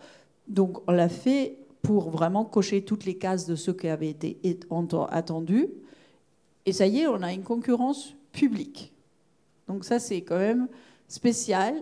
Et surtout, ça m'amène à dire que ce que je regrette beaucoup, c'est qu'en Europe, on avait fait tout ça pour la souveraineté européenne, pour les indépendances européennes, pour avoir une réponse par rapport au GAFA. Et qu'est-ce qu'on fait? Première chose, on se fait de la concurrence entre Européens. Moi, je trouve que c'est caustique, c'est très spécial parce qu'on loupe une grande opportunité de faire cause commune. Et Dieu sait qu'il y a des sujets. Si je peux me permettre, je pense qu'on a aussi le risque, avec la très grande ouverture de l'euro-digital, de faire le lit des big tech dont on sait qu'elles ne sont pas toutes européennes. Exactement, et dont on sait qu'il y a des big tech qui sont très intéressées, même si celles pour lesquelles, à l'origine, tout ça avait été fait, c'est-à-dire Facebook, Libra, Diem, etc., ne le font plus. Et non plus de projets dans ce sens, mais d'autres en ce sujet. En tout cas, je trouve que ça manque de politique industrielle, je trouve que ça manque un peu de cohérence, et je pense que ça va créer beaucoup de confusion. Mais néanmoins, je pense que la meilleure réponse que le secteur bancaire peut apporter, c'est sa propre réponse.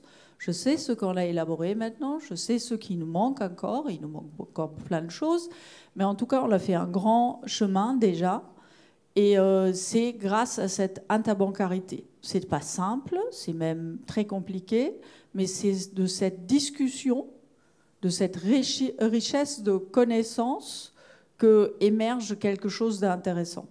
Parce que les Néerlandais ont une expérience, les Belges ont une autre, les Français apportent un autre savoir-faire, les Allemands, ils sont plutôt chaotiques là-dessus, mais bon, c'est intéressant de les avoir parce que c'est quand même le marché le plus grand en Europe. Donc c'est très intéressant d'avoir cet ensemble et je pense que c'est une grande richesse et une force. Et je voudrais aussi souligner le rôle de l'interbancarité dans tout ça, parce que si on n'avait pas eu la FBF en France, je pense qu'aujourd'hui on n'aurait pas de EPI. Et je le vois parce que, par exemple, en Allemagne, la même organisation ne marche pas. #DK, comme ça s'appelle, Deutsche Kreditwirtschaft, ne marche pas.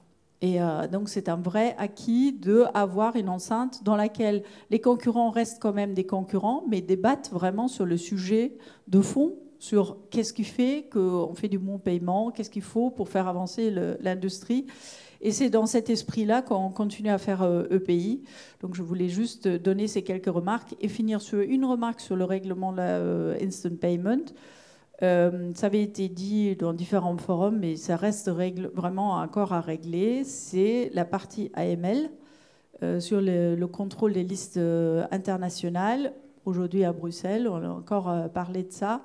C'est un sujet hautement politique qui concerne l'ingérence des Américains sur les transactions intra-européennes, dans laquelle en fait ils obligent les établissements bancaires à faire du screening de listes internationales et américaines, parce que sinon ils vont leur mettre des amendes. Donc ça c'est un sujet hautement politique qui montre bien combien en Europe on n'est pas capable de vraiment poser des frontières à l'interventionnisme des Américains. Donc ça c'est un sujet très important qui reste, mais à part ça, moi, je vois tout ça, le cadre réglementaire, même la situation avec l'euro digital, plutôt comme une opportunité, parce que là, on est dans un cadre contraint, donc on sait qu'on doit agir. On a un peu d'avance, surtout je pense qu'on a de l'avance intellectuelle, parce qu'on a quand même beaucoup travaillé. Maintenant, il faut continuer à tenir le rythme, et j'invite tous les établissements à vraiment travailler sur les solutions. On a beaucoup d'engueulades là avec des services IT, mais bon, ça fait partie du jeu. On y est, ça y est, ça devient concret, donc c'est très bien. Et il faut qu'on tienne le rythme. Il ne faut pas qu'on abandonne maintenant, parce qu'on tient le bon bout. Voilà. Merci Martina pour cette présentation et aussi le partage de vos convictions sur cette transformation en cours et du rôle que vous allez jouer. Il nous reste 40 minutes d'échange. Je vous propose de revenir sur 2-3 thématiques que vous avez abordées et puis après de laisser aussi la parole à la salle pour poser quelques questions à nos intervenants. Régis, Frédéric, vous avez tous les deux pris un prisme qui est le thème de la soirée autour de la valeur, la performance. Et on avait un deuxième mot-clé aussi dans cet intitulé de soirée autour de la différenciation. Régis, tu nous as à très juste titre dit la Banque Postale est une banque universelle, elle ne peut pas faire le choix de ses clients, de ses services, et elle doit proposer une palette large, complète de l'ensemble de ces services. Moi, j'ai une conviction sur cette thématique du paiement. Pour autant, même si les services de base peuvent peut-être se retrouver dans chacune des banques, l'idée, la conviction que chaque banque doit aussi s'approprier ces services et avec une proposition de valeur associée à son positionnement, à son ADN, à sa marque client. Quelques années, vous aviez lancé par exemple une initiative autour du cashback citoyen. Aujourd'hui, depuis, vous êtes devenu banque à mission. Voilà, vous aviez déjà, avant de l'officialiser, des actions dans ce sens-là. Comment aujourd'hui une banque comme la Banque Postale arrive à se différencier de l'ensemble des autres banques, en termes de produits et services, et notamment aussi comment vous mesurez cette valeur-là. Dans votre présentation, vous nous avez parlé de valeur sur 3 piliers. La valeur banque, la valeur client, la valeur collaborateur. Aujourd'hui, comment vous mixez aujourd'hui ces 3 valeurs dans ces nouveaux services? En fin de compte, au risque de me répéter, c'est effectivement le fait qu'on n'est pas sur un indicateur unique. Donc on n'est pas uniquement sur un indicateur financier. On a ces indicateurs extra-financiers, l'indicateur externe du client, de sa centricité, une valeur collaborateur et puis une valeur de banque citoyenne, comme tu l'as dit, qui implique encore une fois plein de choses, qu'on puisse aider nos clients à aller vers une transition juste, ce qui veut dire qu'à mesurer leur empreinte carbone, leur donner des moyens de paiement qui eux-mêmes sont un peu plus verts qu'ils ne l'étaient il y a quelques années, du plastique de la carte bancaire à sa période de renouvellement, le fait qu'on puisse recycler ses cartes, de faire de l'IT qui est green by design. Et puis, encore une fois, c'est aussi de regarder, au-delà de cette métrique, ce qu'on peut faire grâce au paiement et les implications qu'ont les paiements. Donc la question, c'est pas juste est-ce que je mets une carte bancaire entre les mains de mon client, c'est comment je lui apprends à l'utiliser. On a une partie de nos clients qui sont en distanciation digitale, d'autres qui sont analphabètes, on va dire, ou qui ne parlent pas français. Comment est-ce que j'accompagne tous ces clients? On est la seule banque avec notre mission d'accessibilité bancaire, avoir un livret dans lequel on peut retirer à partir de 10 centimes, 1 centime, quasiment au guichet. Donc il y a tout cet accompagnement que fait le réseau au-delà de l'innovation et donc voilà. Donc c'est l'écart, le grand écart perpétuel que je dis, à la fois pouvoir servir tous nos clients, les plus exigeants qui veulent avoir du reporting en temps réel, etc. Et puis des clients qui ne savent pas encore comment utiliser un DAB ou qui gardent une appétence aux espèces qui est très importante. L'autre élément sur lequel je veux revenir, c'est qu'on n'est pas que idéaliste et d'une certaine manière, il faut quand même de l'argent pour faire tourner tout ça. Et donc quand on parle d'euro digital, tu as parlé de business model Martina, tu as parlé d'interchange Jérôme. Aujourd'hui, on ne va pas se leurrer, la seule chose qui nourrit sa banque, c'est la monétique émetteur. Le reste, c'est marginal, ça couvre à peine ses coûts. Mais quand on est une banque universelle, on peut dire non, je ne fais pas de prélèvement, ou on en a besoin, je ne fais pas de chèque, ou j'arrête les espèces. Non, ce n'est pas possible. Donc il faut que sans interventionnisme, on arrive à gérer l'écosystème paiement, ces écosystèmes paiement pour le faire. Et puis pour revenir, je pense qu'une de nos signatures, c'est vraiment l'innovation utile. On n'a pas été les premiers à lancer, on ne lancera sans doute pas du Fitbit Pay ou du Google Pay ou je ne sais pas trop quoi. On avait fait Talk to Pay. Bon, ça n'a pas forcément trouvé son public, mais c'est un autre sujet. Mais voilà, pour nous, la démocratisation et l'innovation utile, c'est celle qui considère on fait gratuit l'instant payment, pas celle de dire forcément qu'on peut payer avec une bague connectée ou un truc comme ça. Donc c'est vraiment de dire comment est-ce qu'on peut être utile au plus grand nombre, sans trop de discrimination. Merci Régis. Frédéric, pour vous, Régis nous fait un témoignage où, en effet, il faut trouver le bon curseur dans cette innovation, avec en effet des grandes tendances de fond qu'il faut être en capacité d'embarquer, de proposer, mais peut-être aussi dire des fausses bonnes idées, même si ça peut faire un peu le buzz dans les médias, chez les consommateurs.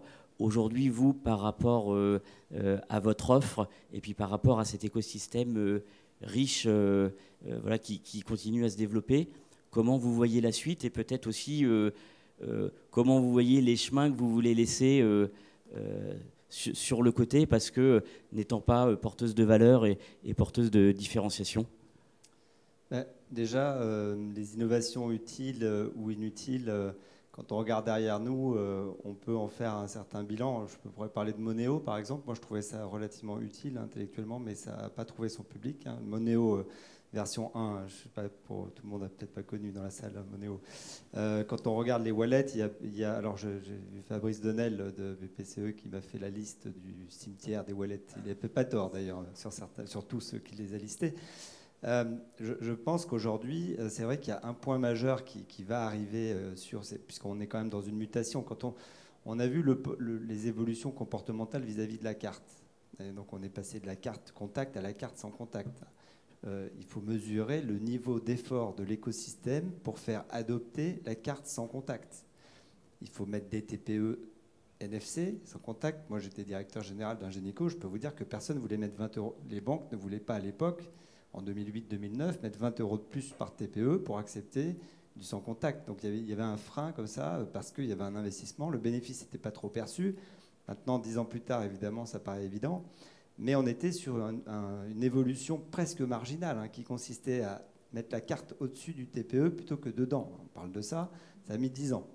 Alors, certainement pas... et une pandémie, accessoirement, qui a permis la phase exponentielle de la courbe.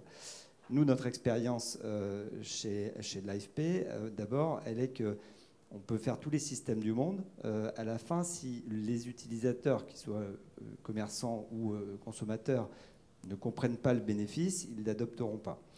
Et donc, c'est vrai qu'il y a un enjeu parce que d'un côté, le grand public, éduquer le grand public, c'est extrêmement compliqué. Il faut que l'écosystème s'y mette, c'est-à-dire les banques certainement, mais les commerçants aussi, les enseignes qui ont des communautés qu'elles peuvent adresser pour faire la pédagogie. Donc il y a un sujet, c'est nous on attend aujourd'hui de nos utilisateurs qu'ils utilisent le QR code plutôt que la carte. Il faut qu'ils comprennent le bénéfice. Donc il faut d'abord qu'il existe, premièrement, et puis il faut qu'on leur explique, et puis il faut qu'ils aient compris. Voilà, il y a quelques étapes, parce que ça peut paraître marrant, mais entre le fait de leur expliquer et le fait qu'ils aient compris, il y a un petit gap, c'est des gaps de communication. Après, on est dans le principe des tours de Kuala Lumpur, parce qu'il nous faut beaucoup d'utilisateurs motivés pour utiliser l'instrument de paiement, mais il nous faut un réseau d'acceptation développé. Le réseau d'acceptation, même combat.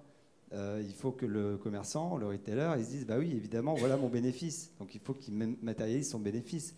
Là, c'est plus facile à expliquer parce qu'on est entre professionnels. Il ne peut pas y avoir qu'un bénéfice économique. Il faut qu'il y ait aussi un bénéfice d'usage. Il faut qu'il y ait donc toute cette proposition de valeur qui, au demeurant, en plus, parfois sur le plan conceptuel, est assez simple, mais sur la mise en œuvre, c'est loin d'être simple. Quand on connaît les legacy en termes de système d'information des grands retailers, quand on sait que certains des retailers font 2 montées de version par an, c'est-à-dire qu'il y a 2 occasions par an pour faire évoluer le système de caisse, on voit tout de suite qu'on n'est pas sur de l'agile, au sens où on n'a pas un sprint de 3 semaines, hein, on est sur des sprints de 3 ans. Donc toute cette inertie, non mais parce que je parle de vécu, tu partages.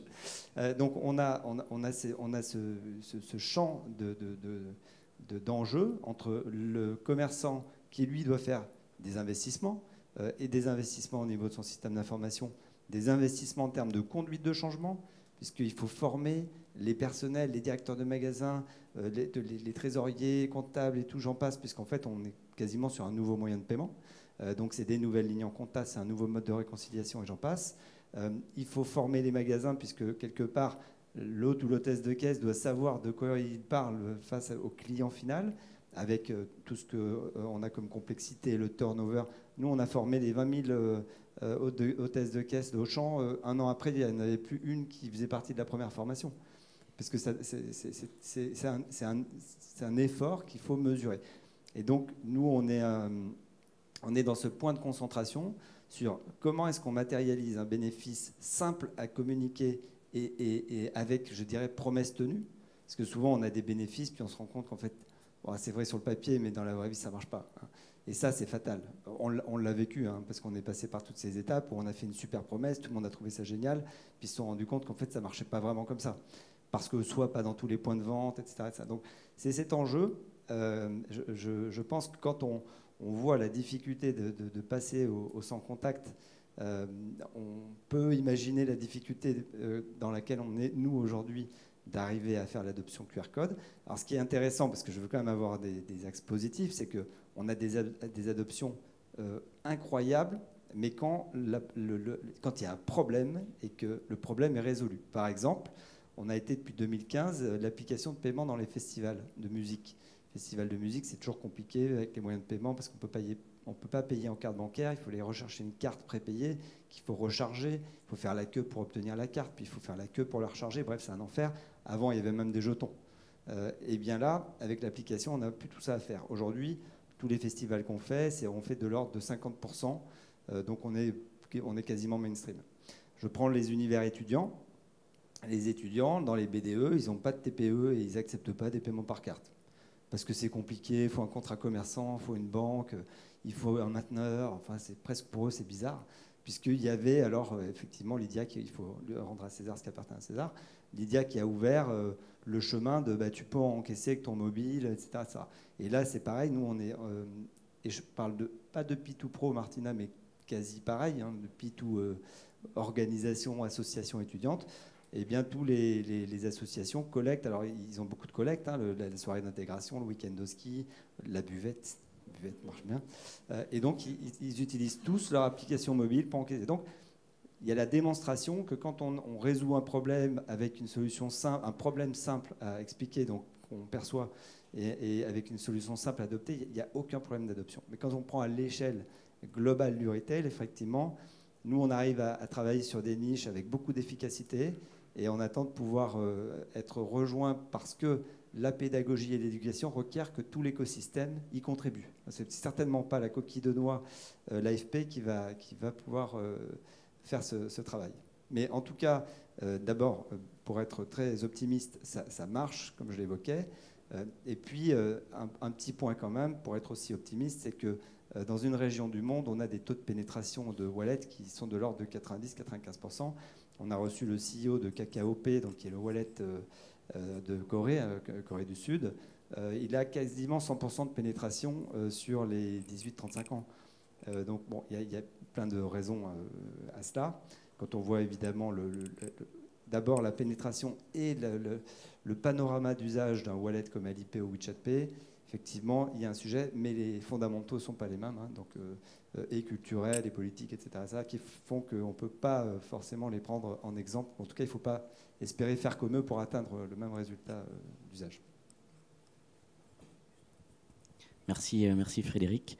Je voulais maintenant m'adresser à Jérôme. Jérôme, vous échangez donc avec l'ensemble des acteurs bancaires. On en a deux autour de la table qui nous ont exposé leur vision, on va dire, des défis, mais aussi de toutes les difficultés qu'ils pouvaient rencontrer pour être à la hauteur aujourd'hui de ces enjeux et de cette transformation. J'ai retenu plusieurs éléments dans ces difficultés, des difficultés de compréhension d'usage, des difficultés d'accompagnement, des difficultés liées aux investissements, également des difficultés autour de la fraude et de la sécurité des opérations. Votre point de vue, si on assemble un peu l'ensemble des sensibilités bancaires sur les principales difficultés pour les acteurs aujourd'hui financiers dans cette transformation, qu'est-ce qui est pour vous aujourd'hui voilà, le plus gros défi ou les deux plus gros défis dans cet océan de challenge? Alors, je vais répondre à votre question. Je vais revenir sur des points qui ont été évoqués par Régis, notamment sur le rôle de la banque universelle. Parce qu'en fait, les banques françaises, les grandes banques, elles répondent toutes aux besoins de leurs clients. Toutes les grandes banques proposent le chèque, proposent du cash. Et Régis en a parlé, ce n'est pas forcément des moyens de paiement sur lesquels le ROI est évident. Et pour autant, il faut répondre à la demande des clients. Il y a une accessibilité au cash qui est très présente et on répond à tous les cas d'usage. Et juste pour revenir sur ce qu'évoquait Martina avec le sujet de l'euro numérique, Nous, notre position sur l'euro numérique, c'est qu'en fait, on a, je pense, un petit avantage par rapport aux banquiers centraux, c'est qu'on est en liaison directe avec le client.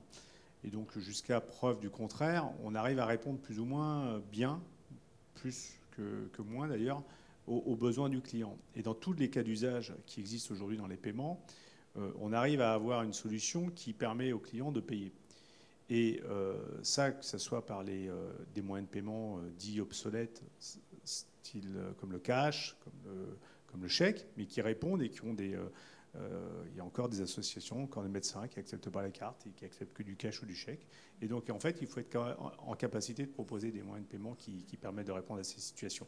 Et puis, on a avec EPI, on a des situations, des moyens de paiement, en fait, des solutions de paiement qui sont tournées vers l'avenir. Moi, ce que j'explique à ma direction générale, c'est que, en fait, le poids que l'on a, il est à la fois de servir ces clients qui resteront, quoi qu'il arrive, de toute manière, sur l'usage et sur des moyens de paiement peut-être d'un autre temps, parce que ce qu'il faut avoir en tête, c'est l'inertie, on en a parlé un petit peu, l'inertie dans l'usage des paiements. C'est-à-dire qu'à un moment, vous êtes habitué à payer d'une certaine façon, et elle vous va bien, elle vous convient, elle répond à votre besoin, et puis tant qu'il n'y a pas quelque chose vraiment de très nouveau et très... je dirais, innovant ou dans l'usage, ou dans le geste, ou dans le caractère pratique, finalement, il n'y a rien qui vous incite à changer. Alors, ce qui peut vous inciter à changer, c'est ce geste. Alors, on l'a vu avec le sans contact, mais sans contact, il a fallu 10 ans pour le lancer. Et comme le dit Régis, c'est la pandémie qui a fait que... La pandémie, on a gagné 5 ans de croissance. En un an, on a gagné 5 ans de croissance. Pourquoi ? Parce qu'en fait, il y a eu cette légende urbaine que le billet pouvait être vecteur du virus et les touches de clavier. Donc les gens se sont dit, et puis toutes ces personnes qui ont adopté le geste du paiement sans contact se sont aperçues que finalement, effectivement, c'était quand même beaucoup plus simple. Et puis il n'y a pas plus de fraude. Et donc quelque part, n'ont pas fait le retour arrière. On a la même chose avec le paiement mobile, avec un grand wallet fruité. Une fois qu'on a adopté le geste, on s'aperçoit que c'est quand même simple. Et donc c'est ça ce sont des vrais points qui font qu'on peut changer d'habitude. Et derrière, on a des métriques. Parce que finalement, comme le disait tout à l'heure Régis, il se pose la question en fait, des infrastructures sous-jacentes. Ces infrastructures, c'est pas parce qu'on a 50 schemes qu'on va pouvoir, avec 50 solutions de paiement, si derrière il faut développer à chaque fois des rails spécifiques, les économies d'échelle, là pour le coup on les perd toutes. Et les paiements, il a échappé en tout cas personne j'espère dans cette salle, que c'est quand même avant tout une économie de flux, une économie de volume. Les coûts fixes sont énormes en termes d'infrastructure, en termes de gestion de la fraude. Alors la fraude, elle est mesurée, hein, elle est jugulée. Moi, je suis membre de l'Observatoire. Sur la carte, on est à des niveaux de fraude en montant qui sont inférieurs à ce qu'on avait en 2019, aujourd'hui sur la fraude carte. Et pour autant, pour avoir un point de comparaison, on a 143 milliards d'euros de transactions supplémentaires par rapport à 2019. Et on est au même niveau, en valeur absolue, au même niveau de fraude. Pour autant, on a des schémas de fraude qui se développent. L'usurpation d'identité avec la manipulation du client en font partie. C'est pour ça que nous, on a, au niveau de la profession, on explique aux régulateurs nationaux et européens que le sujet, c'est pas de voir comment la banque va rembourser une fraude dont elle est elle-même victime, parce qu'on est victime de c'est notre identité qu'on usurpe.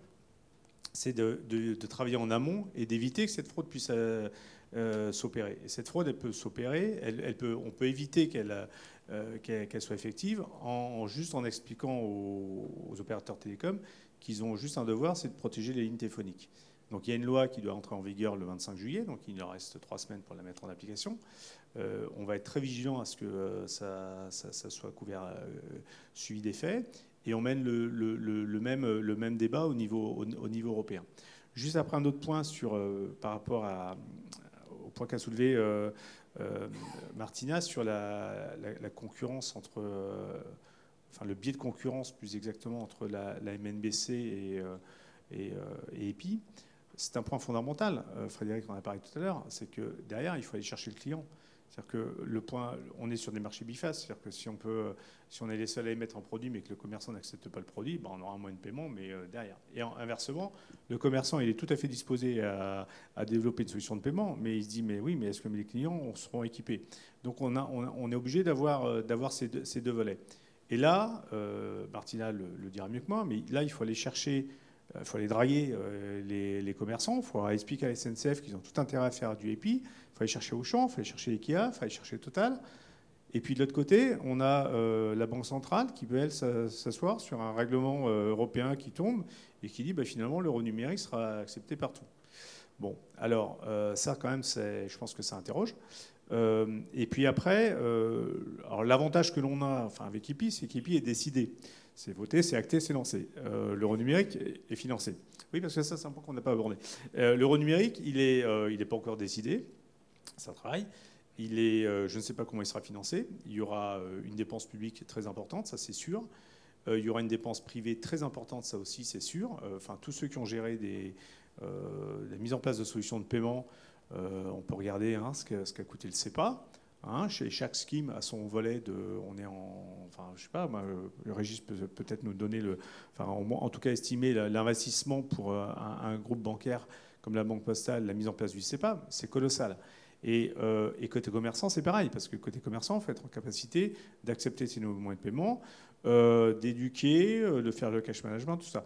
Dans l'euro numérique, je doute fort que ça coûte. Il y a juste une dépense, je suis désolé de te couper, c'est ma mauvaise habitude, que tu n'as pas citée. C'est les externalités négatives de l'euro digital. J'allais y venir. Pardon, je me Non, mais alors, je termine juste sur les commerçants, je parlerai également des externalités que cite Régis.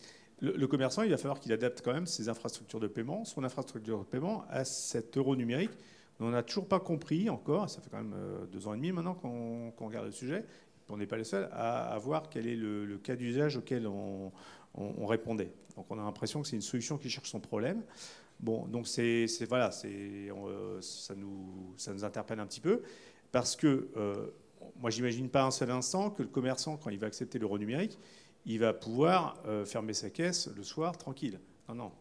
Il va falloir qu'il fasse sa double comptabilité, sa comptabilité en euro commercial, sa comptabilité en euro numérique. Voilà.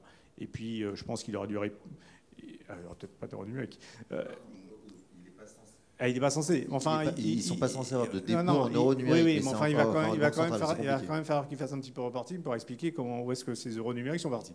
Donc voilà. Après, une externalité, effectivement... les transactions qui ne sont pas en euro numérique, qui se font en euro numérique, elles ne seront pas sur les autres moyens de paiement.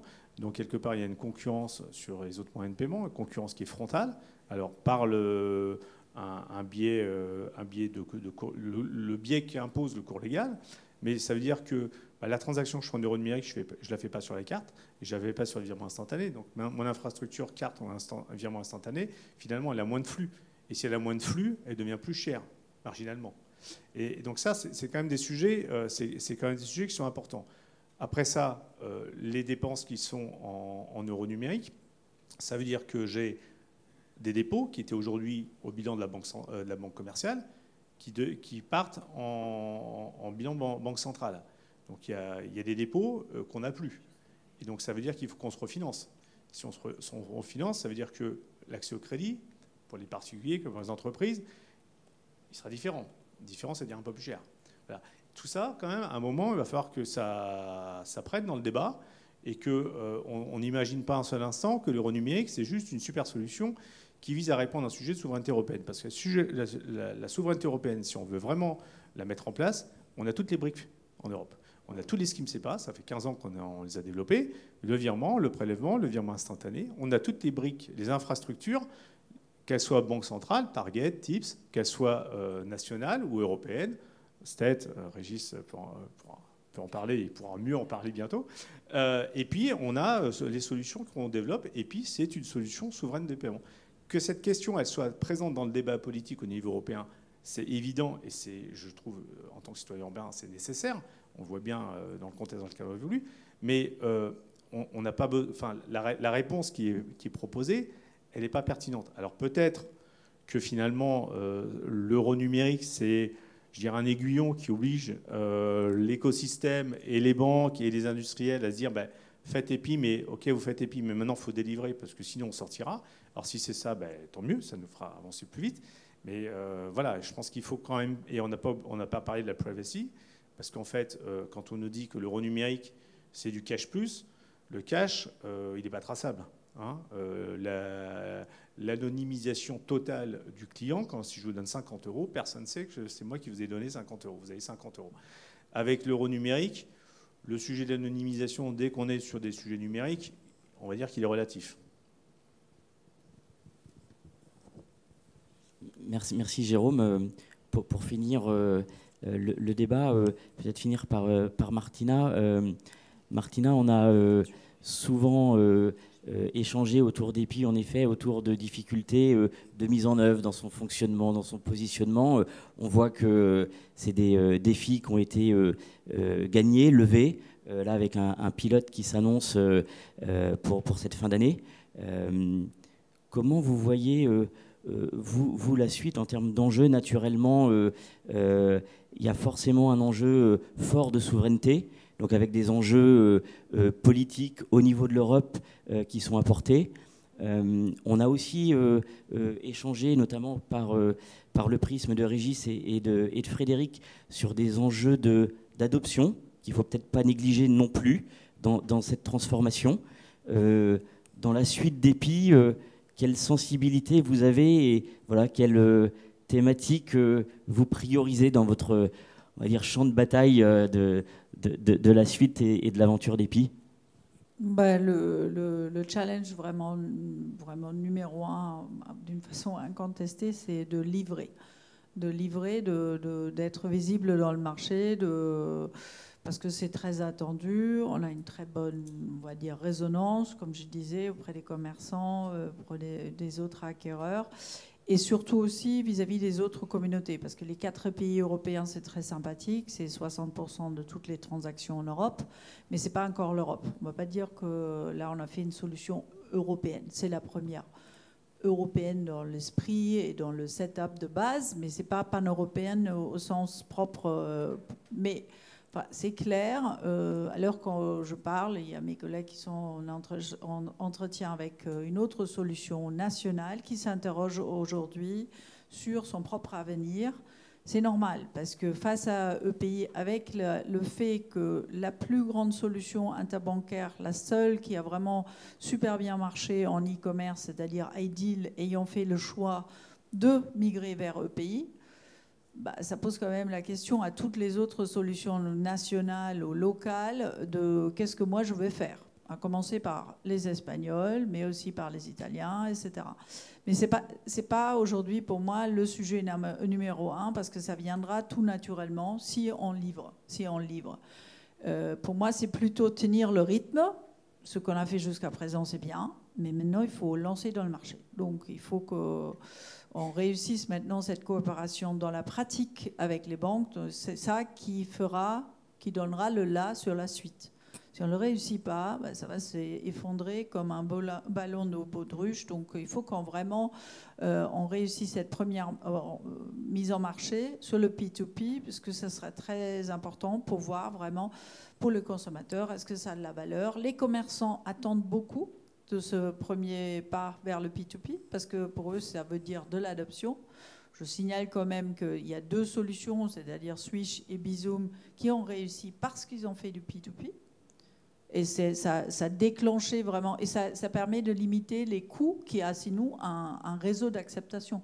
Un réseau d'acceptation, n'oublions pas, a une valeur énorme, énorme.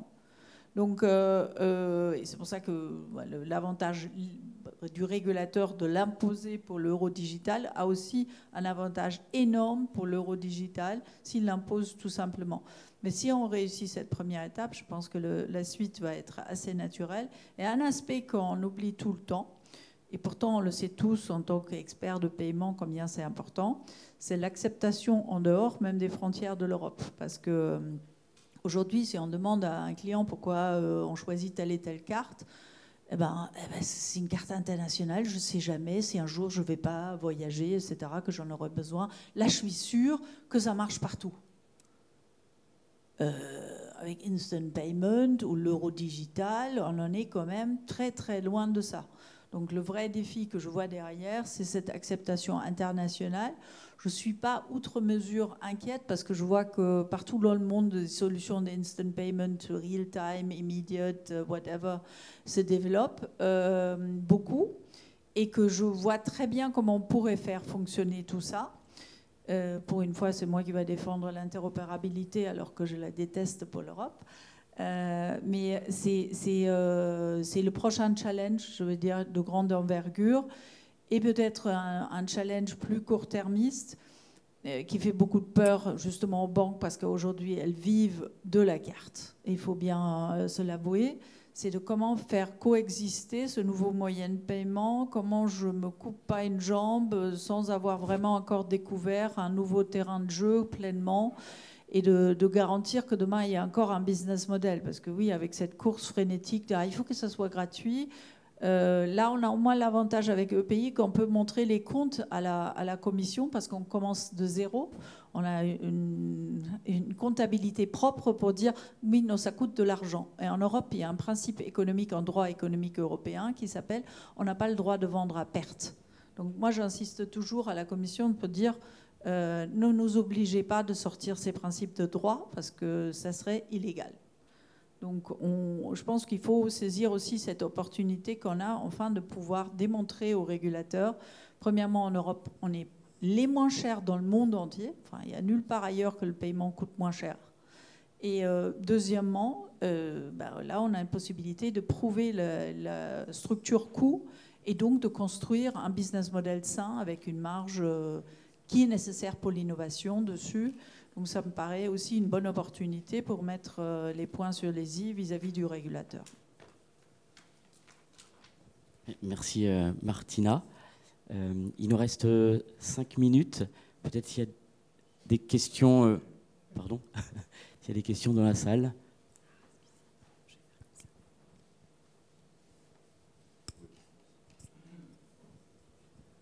Oui, bonjour, Stéphane Mouille, HM Consulting. Vous avez beaucoup évoqué dans une perspective l'euro digital, de façon plutôt critique d'ailleurs. Vous n'avez pas trop évoqué les portefeuilles d'identité numérique IDAS2 qui ont vocation, semble-t-il, à jouer un rôle en matière de paiement, notamment si, comme c'est probable, il devrait être prévu que lorsqu'il y a eu il devrait être accepté comme mécanisme d'authentification forte, y compris en matière de paiement. Donc ma question est la suivante. Est-ce que vous voyez un rôle pour les paiements, pour les futurs portefeuilles d'identité numérique ? Nous, on le voit pour certaines situations de paiement. Bien évidemment, demain, une fois qu'on sait dématérialiser, qu'on sait créer un proxy, que ce soit l'identité digitale ou autre chose, pourra payer avec. Pourquoi ça ne nous inquiète pas outre mesure? C'est parce qu'on a déjà toute une philosophie dessus, on sait quel cas d'usage on voudrait développer. À vrai dire, on n'attend qu'une chose, c'est que la commission soit un petit peu plus claire, puisque nous avions échangé sur les premiers cas d'usage avec la commission là-dessus. Je pense qu'on est beaucoup moins mature sur le volet identité pour le paiement que sur l'euro digital, parce que la Banque centrale pousse beaucoup plus que la Commission. Je trouve par ailleurs très intéressant que pour faire vivre l'identité digitale en Europe, on n'a trouvé rien d'autre que le paiement. Parce que sans paiement, ils ne voient pas l'essor de cette identité digitale sur laquelle, ma foi, on travaille déjà depuis si longtemps. Donc nous, en tout cas pour EPI, on regarde ça tranquillement, on saura l'intégrer, on a les use cases, on a bien réfléchi comment on le ferait, comment on le combinerait aussi avec du paiement classique ou instant payment. Donc on se dit plutôt, on attend que ça soit plus clair et on le fera. Parce que c'est le wallet, parce que c'est de la diversification, parce qu'il y a des services spécifiques qu'on pourra développer à partir de là. Ça fait partie des pans d'innovation, on va dire, assez naturels qu'on voit. Voilà. Merci Martina. Une autre question dans la salle, ou peut-être à distance aussi, même si j'ai pas... Pas pour le moment. D'accord. Dans la salle. Bonjour, merci pour la présentation. J'ai une question sur le positionnement de l'EPI vis-à-vis des grands acquéreurs internationaux. Je pense notamment à Adyen et Stripe. qui sont extrêmement innovants en matière d'acquisition de paiement et qui ne font pas partie de l'EPI. Est-ce que vous les voyez aujourd'hui comme des concurrents parce que les banques les voient comme des concurrents, ou est-ce que potentiellement vous voyez travailler vraiment avec une vision d'universalité des acquéreurs? Non, ils ne sont pas dans EPI. D'ailleurs, Stripe avait demandé à devenir membre très tôt. Ils vont devenir membres là, à fur et à mesure. On a beaucoup d'échanges avec eux actuellement parce que ça y est, maintenant, on est dans le cadre de l'implémentation. On revient là au sujet de la souveraineté. On ne les a pas acceptés en tant qu'actionnaires parce que Stripe, même si à l'origine c'est irlandais, c'est international, c'est américain, donc on ne peut pas. Adyen, on peut les accepter, c'est néerlandais. Hein. Donc non, on ne les considère pas comme des concurrents, c'est des partenaires naturels.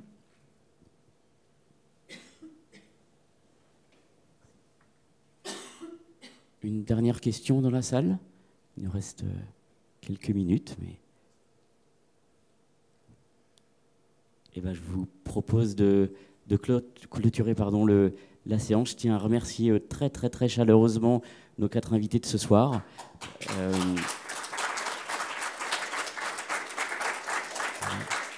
Pour leur témoignage et avec beaucoup de conviction aussi, parce que je pense que dans tous les participants au sein de cette salle, c'est un sujet qui nous motive avec des enjeux de premier ordre. Alors, je vous remercie. Et puis, je crois qu'il y a un petit cocktail pour prolonger les échanges. Juste après, on me fait signe. Donc voilà, très heureux de vous y retrouver pour ceux qui peuvent poursuivre. Merci à distance également. Et bonne soirée.